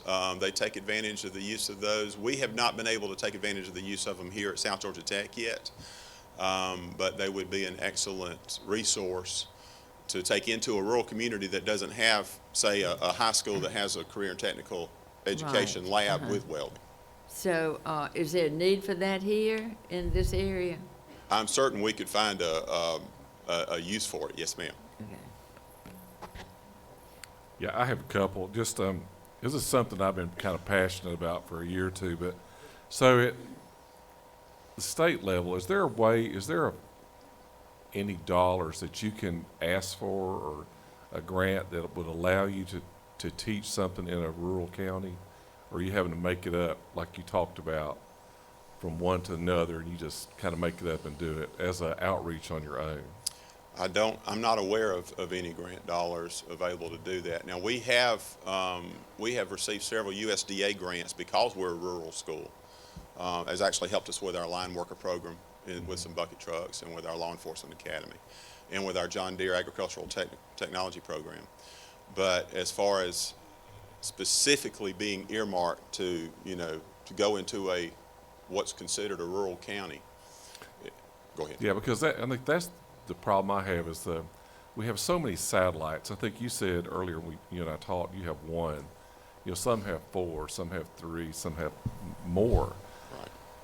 And they limit, just what they can teach so much at those things. It's just a wasted space. It just kind of frustrates me that there are needs within that community that we're expecting people to drive ever how far it is to go. And thinking outside the box, we could use that. This is for Neil listening to, for the new commissioner. I'd be glad to talk to him about it too. Do you know on the facility use, when you're using local school, is that a common threat or idea or not that you know of? I don't know of a lot of places that are doing it. Again, we have worked closely with I sit on the RESA board, and we work closely with our superintendents. They use this facility a lot because their RESA building is very small for training, so we have a strong relationship with them, and we're able to facilitate some of those things. Yes, sir. One of the other things I wanted to mention relative to what you're saying, all the technical colleges are accredited by SACS COC, Southern Association of Colleges and Schools Commission on Colleges. And SACS requires that if you're going to offer a full program at a site other than your campus, if you must have it accredited or have SACS to approve that site. And that's usually anywhere from a year to 18 months to get a turnaround from the accrediting agency to approve that. It's what's called a substantive change. We get around that, and I hate to say get around that, we comply with their requirement by not offering more than 50%. As long as you don't offer more than 50% of a program, you don't have to have it as an approved site. So we may offer, 2 or 3 classes and then say, okay, if you want to complete your diploma or your degree or certificate, then you are going to have to come to the main campus or the satellite campus. So like if you're at Taylor County High School, you made that reference to stick welding. So if you're doing, it takes 4 classes to be certified with stick. Yeah. You're saying you can only do 2 of them, even though it may be at the high school, which is SACS accredited. Right. 2. Yeah, but they're not, SACS COC and SACS are actually 2 different things. So they would not. Has your idea on priming the pump worked? Like you talked about Marion County, how you had went out and reached out into that rural area so they could find out what you're doing. Does that work? Have you felt good about that? We feel good that it works, but it's hard to measure how well it's working. When people come to register, they don't say, enter me in Banner as a former Marion County student. We're registering 2,000 students plus a semester, so we may not necessarily be able to identify that was a person who took that employability skills class or whatever in Marion County. So it's difficult to measure. But the community word of mouth, part of the stigma and in rural communities, this is stronger than even in a place like Americus. To us, to Buena Vista, Americus is the big city. To us, Albany's the big city. It's relative what rural is. But there are people in Marion County and Taylor County and even in Sumter County who are very intimidated by coming onto a college campus, coming out to something as institutional looking as this. And they'll go, because they've dropped their kids off at that old school building for 12 years. So they'll go to that school and take a class because they're not intimidated by it. They know the people there, they're familiar with the surroundings, and you would be surprised how much that part of priming the pump matters in getting rural people with that culture, with that mindset, to venture on to a college campus. That's all I have. But it's. Go ahead. Well, the priming the pump thing, and then Chair Lady Houston's question about the mobile welding labs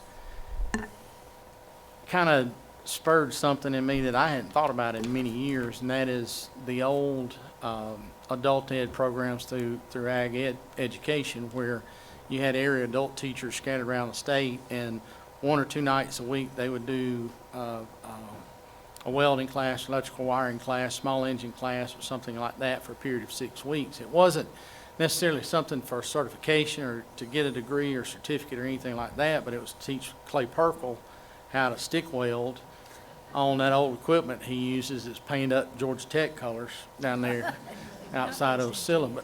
But because he's too tight to buy new stuff. But anyway, do you think there's value in, I mean, I understand that the mission here at the technical college is that you're going to graduate someone through a program, give them a certificate, they go out and get a job.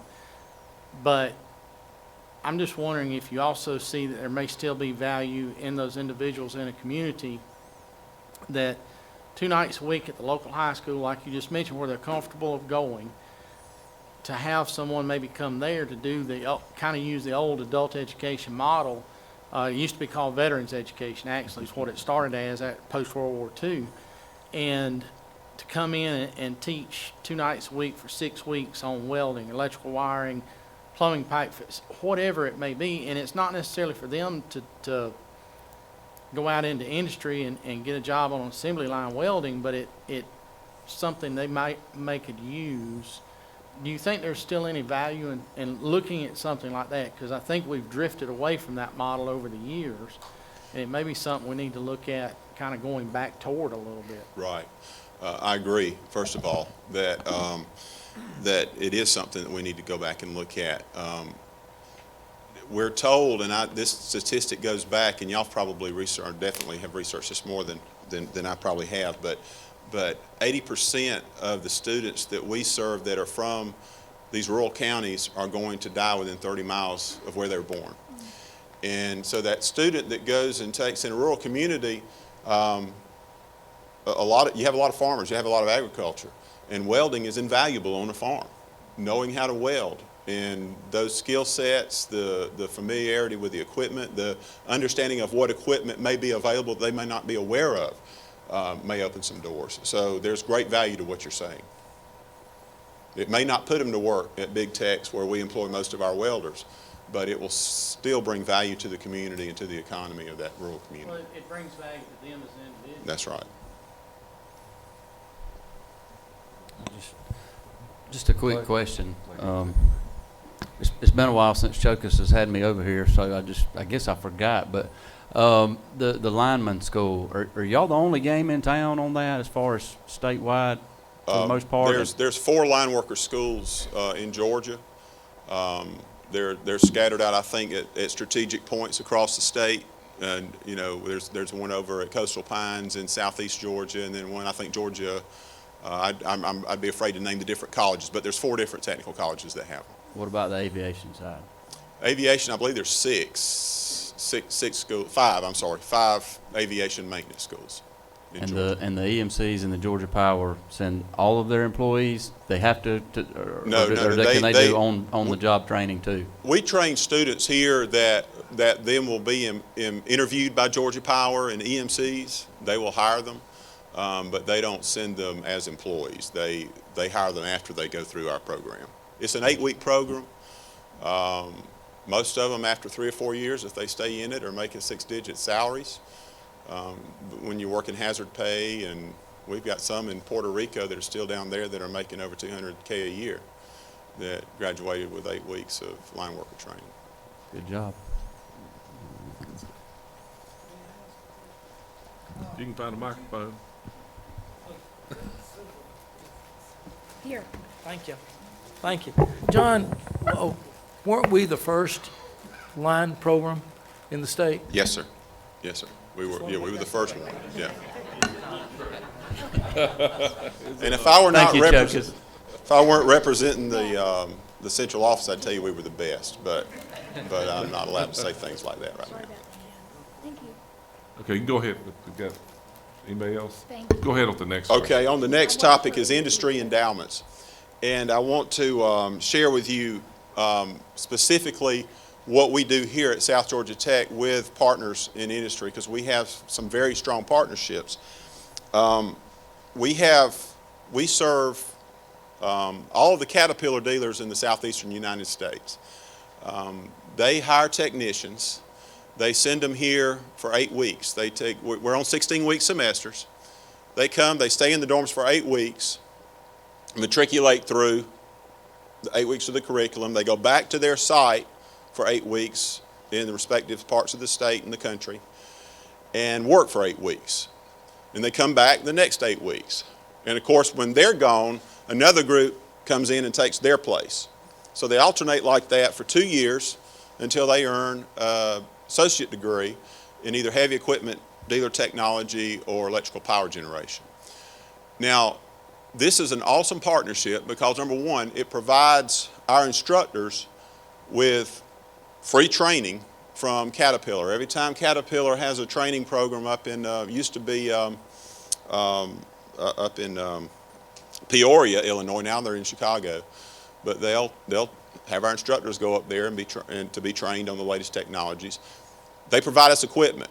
If you go down to our CAT lab right now, you'll see dozers and backhoes that still have the plastic on the seats.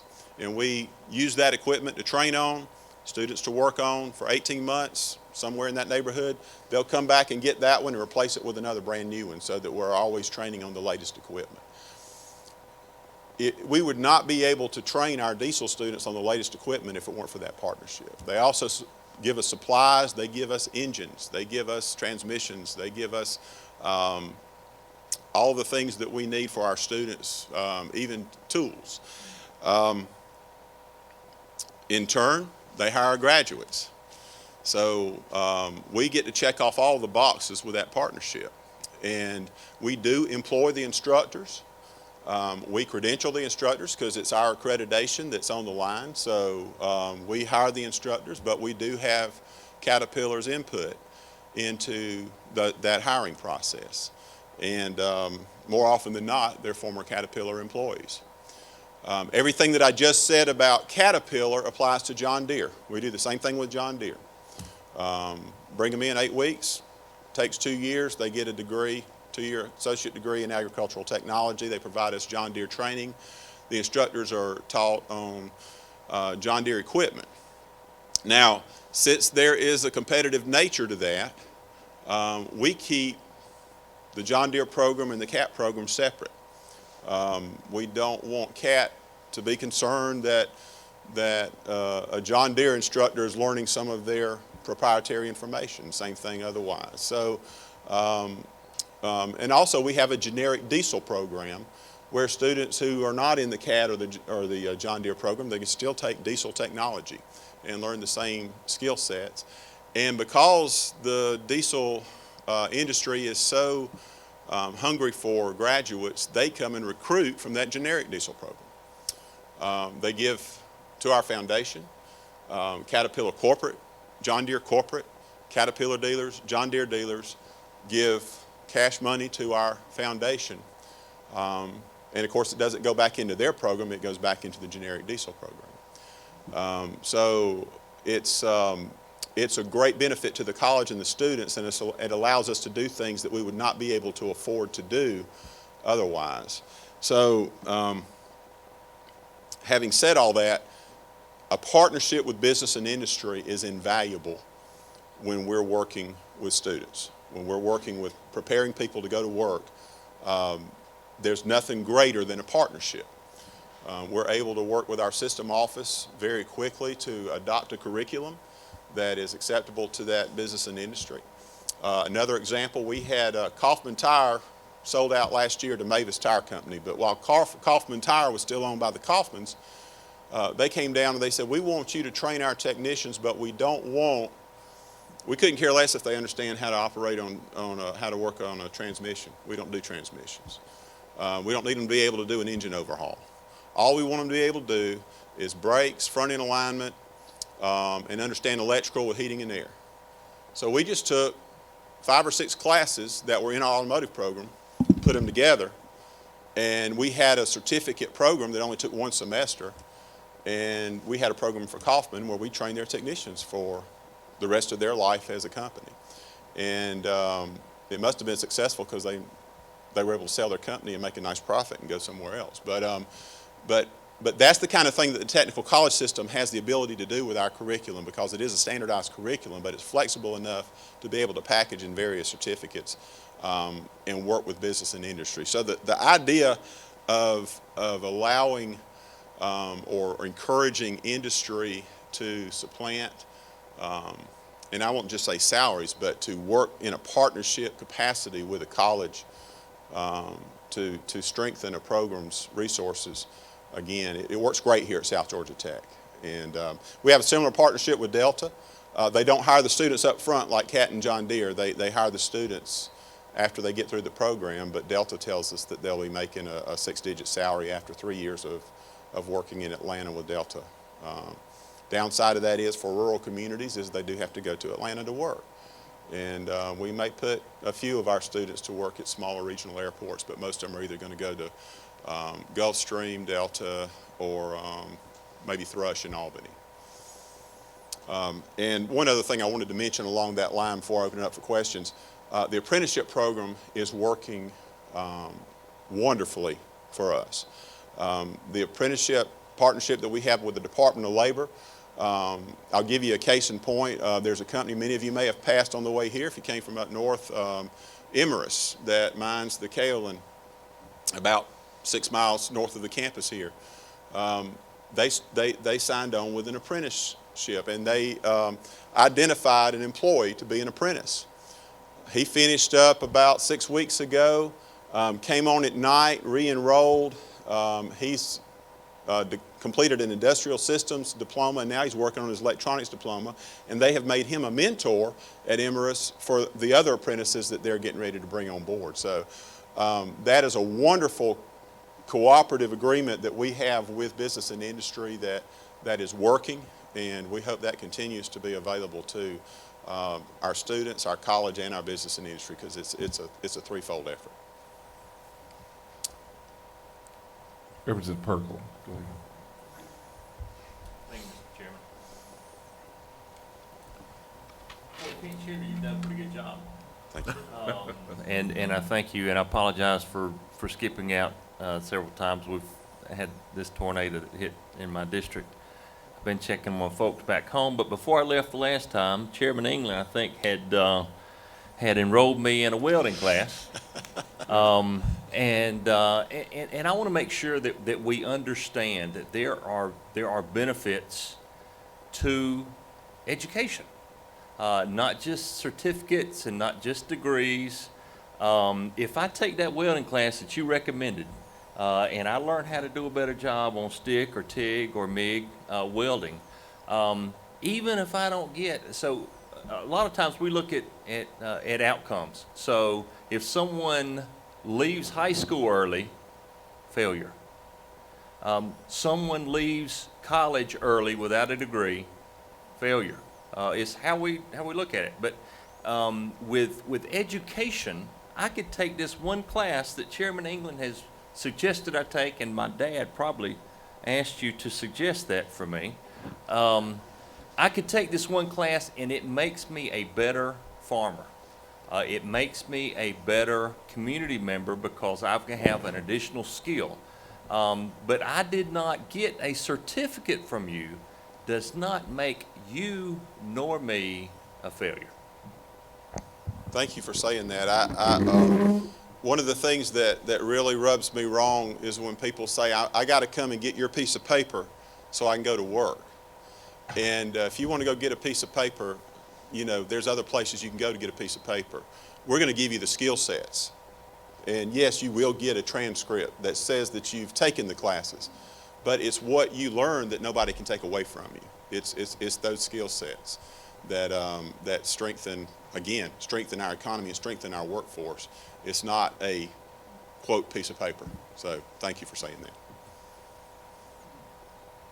But I said do you have a waiting list in your CAT, John Deere, Delta? How's that going?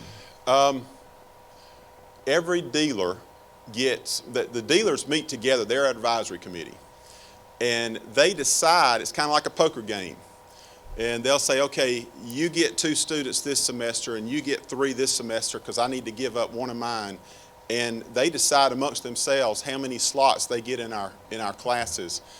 We're very, obviously, we speak to them. We're very close in communication with them, and it's coming again. We started off with one instructor, then with 2 instructors. Now we're at 3 full-time instructors with Caterpillar, and we're getting ready to start talking about having to hire a 4th full-time instructor so that we can serve the need. I believe we have somewhere in the neighborhood of 75 or 80 students in the Caterpillar program alone this semester.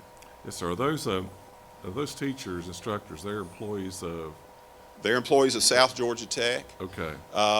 When we had an opening once, and this is just personal experience. I'm not speaking for the technical college at this point, but one of the dealers came and said, I will be glad to volunteer to supplement the salary of if you're having a hard time finding somebody because of moving to Marcus, Georgia. And I was very standoffish with that, because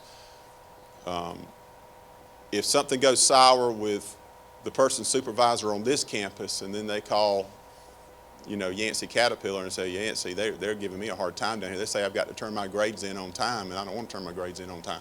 I want them to know who they work for. So I was very standoffish, and we were able to hold out long enough that we were able to find the right person for that job. But, the Bible says you can only serve one master, you can't serve 2. So right. Well, that goes to, thank you for saying that, because, there's this thought that, we could create some legislation that would allow them to do that, to give it to your foundation, and then they could, because there are certain degrees. Now that would be different. That would be different. Okay, so that, especially in highly skilled things in technology, nursing, where you're finding teachers hard, just because you can't pay them enough. That's exactly right. And we have done that through our foundation with 1 or 2 positions where the person probably does not even realize that their salary is being supplemented with foundation dollars, and specifically not from the individual company or person who is supplementing their salary. So the scenario that you presented is very viable and would be a great asset. Okay. Ms. Darlene? Thank you, Mr. Chairman. Just a quick question. I want to make sure I understand. The Caterpillar and the John Deere, are they actually, students have to be coming from the employer, or can just a general student say, I want to take these classes? We do have students that come and say that, and we refer them to a dealer in their service area. And I dare say most of the time the dealer hires them on and recruits them.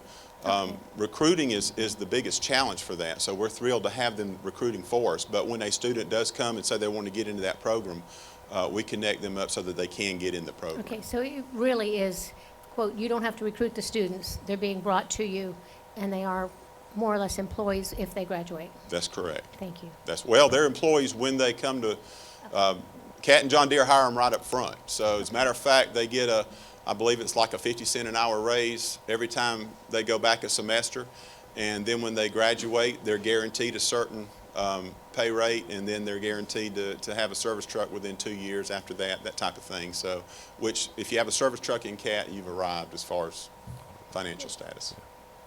Having those dormitories has really paid off for you, hasn't it? Yes, sir, it really has. Ms. Patty, your question. Thank you, Mr. Chairman. I want to make sure you can hear me.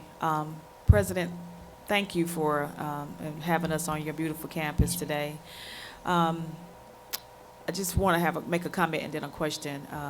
My comment is I'm so grateful that you trained 2 high school students from Taylor County High School to become certified nursing assistants, and now they're working with my husband, getting a lot of training. So, and that was through the dual enrollment program with Taylor County High School, so thank you for that. But my question is relating to the certificate programs. I asked this question when we were in Moultrie about certificate programs and the federal Pell Grant. And it's always been a concern of mine is how Pell Grant cannot be used for certificate programs. That's correct. And in a lot of areas, such as in Taylor, South Georgia Technical College has certificate programs that you offer in communities like Taylor. And what I'm finding to be a big problem is most time students don't have the money to finish out those programs, and they can't get the Pell grants, but they can get the Hope grant. But the Hope grant doesn't, am I correct, does not cover a lot of the costs for their supplies and things of that That's nature. correct. But the Pell grant will, but they can't get Pell grant for a certificate program, and your off-campus satellite facilities only offer certificate programs. Am I correct Well, in no, that? that's not necessarily. We do have off-sites that offer diplomas and degrees, but you are correct in that the Pell Grant, there's a minimum number of credit hours that are required to be Pell eligible, and most certificates don't meet that minimum number. Truck driving is one of them. Truck driving is one of those areas that there's such a high demand for, yet it's not Pell eligible because it doesn't have enough credit hours in the program. The So solution, I don't how do know. we really address that? I mean, I know that it's a federal program, Right.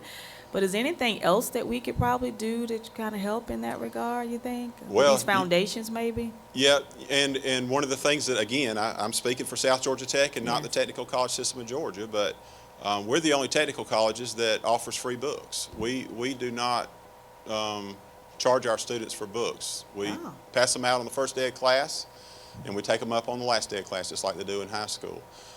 This comes as a great expense to our foundation, but there are students who would go to a bookstore after covering tuition and fees and Hope Grant and find out they still owed another $400 in supplies and books, and it was cost prohibitive for them. So that's something that the college decided to do about 6 years ago, and it's been very successful for students. Very good. Well, thank you. Thank you. The partnership y'all have with Caterpillar and John Deere, a couple of questions about that. Those of us that are in here that either farm or have been in construction realize there's a big difference between a tractor driver and a tractor operator, or an equipment driver and an equipment operator. And I'm from Northeast Georgia, and there's a lot of construction building going on, and I consistently and constantly hear from contractors, grading contractors in particular, that they have a very hard time finding someone that can sit down in the seat of a machine and go to work that first day and know what they're doing. And I'm just wondering, do you think that with the partnership you have with Deere and Cat, that they might be willing to do some kind of partnership to put some pieces of equipment on campus, on a campus somewhere, and then we could create a program for equipment operators, and that way you've got a contractor that you know, they're charging somebody $250 an hour for a D9 Caterpillar dozer to run. They need somebody on there that can be productive instead of somebody that's just learning. Right. And then the second piece of the question, and I'll hush. The other side of the equation that I hear from dealerships is that they're scrambling trying to find individuals that are trained and understand GPS technology and how that technology interrelates to the piece of equipment, but also how it relates to the human being on the piece of equipment, someone that can understand what makes it work, but understand it in a way that they can sell it and then explain how it operates on the piece of equipment too. And I've thought for several years now, we've kind of got a gap on something that there's a ready market for individuals that are needed, but we've not kind of been addressing that. But it kind of comes to the part about having a piece of equipment from the practice on. That's correct. And of course, a piece of equipment like you're talking about, a D9 is very expensive to park somewhere just for someone to learn how to do operation. Both Cat and John Deere have excellent simulators, and I've been to both of them's home office where you can play on the simulators. And believe it or not, the simulators are cheaper than the equipment is, because you can take a simulator and it will simulate virtually every machine that they manufacture. So you can program it to do that. So I think that what you're suggesting would be a great idea. Our students in the Cat and John Deere program, they learn equipment operation at the dealer site, because the dealers, you know, they're going to I shouldn't say unfortunately, but you can imagine that a first semester student's probably not going to be given a wrench to work on a $150,000 piece of equipment, so they're going to have them moving the equipment from one side of the shop to the other or whatever during that first semester. So they learn how to operate the equipment at the dealership. Well, and I would just add to, simulators are great, and I actually have done aircraft and all those other, but there's a difference between sitting in one of those seats and sitting in the seat of the actual piece Absolutely. of equipment, because there's a lot of input, even though we don't think real well with our rear ends. Sometimes those of us who've been on a tractor for many hours realize you get a lot of input from the machine that way, and I think there's a way for us to get there. I've just Right. been struggling trying to figure out how to get us there, because it seems like something that's just a ready-made program that we could offer if we could just, I mean, we can't necessarily afford to go out and bond enough to buy those pieces of equipment, and certainly we're not going to be able to keep them updated. Right. But I would certainly hope the manufacturers and the dealers, but more on the manufacturer really, would be willing to kind of come to the table on that. And from a practical standpoint, we have a truck driving simulator here. We will take anyone who wants to drive a truck, and a lot of them never driven a stick on a car before. So there's not a real clutch, there's a virtual clutch, and we've replaced a lot less clutches since we had that simulator, because they learn not to grind out the gears on the simulator instead of on the actual truck. We're all laughing. We've been there. Yeah. Any other members? Well, just like Representative Perkins said, you have been a great on-the-spot stand-in. Thank you for just your passion and doing great. Thank you.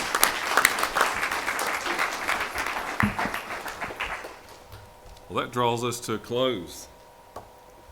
Sam's grinning from ear to ear. Me too, maybe. But we have a couple of things, just some housekeeping.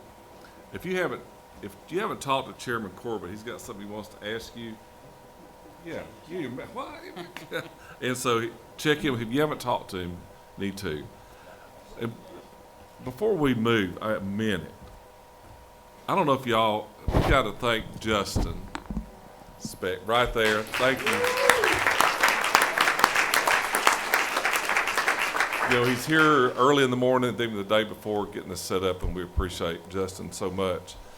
And behind me, I've spin around to see him, but Laura, who all of we know, and Holly, and Blake, you know, and Betsy, thank you. I can't tell you, and Sam can just say what he wants to too. You know, we can't tell you what Holly has meant to this, and just every day, not that you've aggravated us a lot, but kind of leading us through this. Y'all, I'm going to make sure,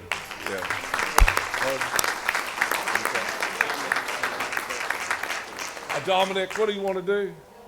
Birthday to Holly. A day late. Start.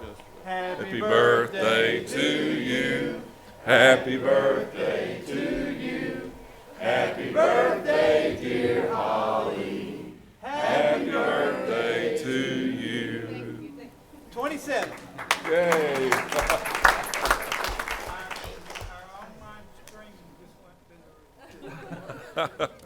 And for members and those invited, you know, our dinner is at 6 o'clock across from that fabulous hotel. Mike, that's a beautiful place. I've just wandered around it looking at it.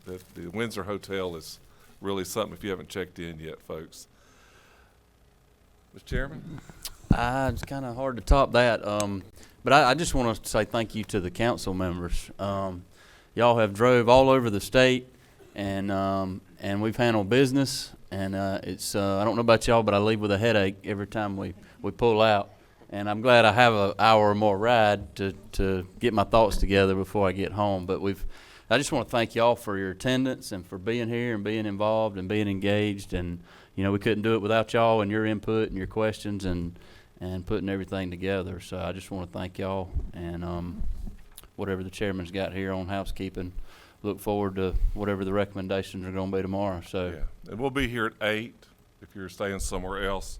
And it shouldn't take too long. Hopefully we'll go over what, you know, we've all kind of talked and met, what we think a recommendation should be. And But we'll be here bright and early tomorrow morning and finish it up. Dinner is 6 o'clock. The Carnegie Library. It's kind of catty corner from the hotel. Yes, ma'am. We got some beautiful places here in Americus. With that, we're done. Thank you.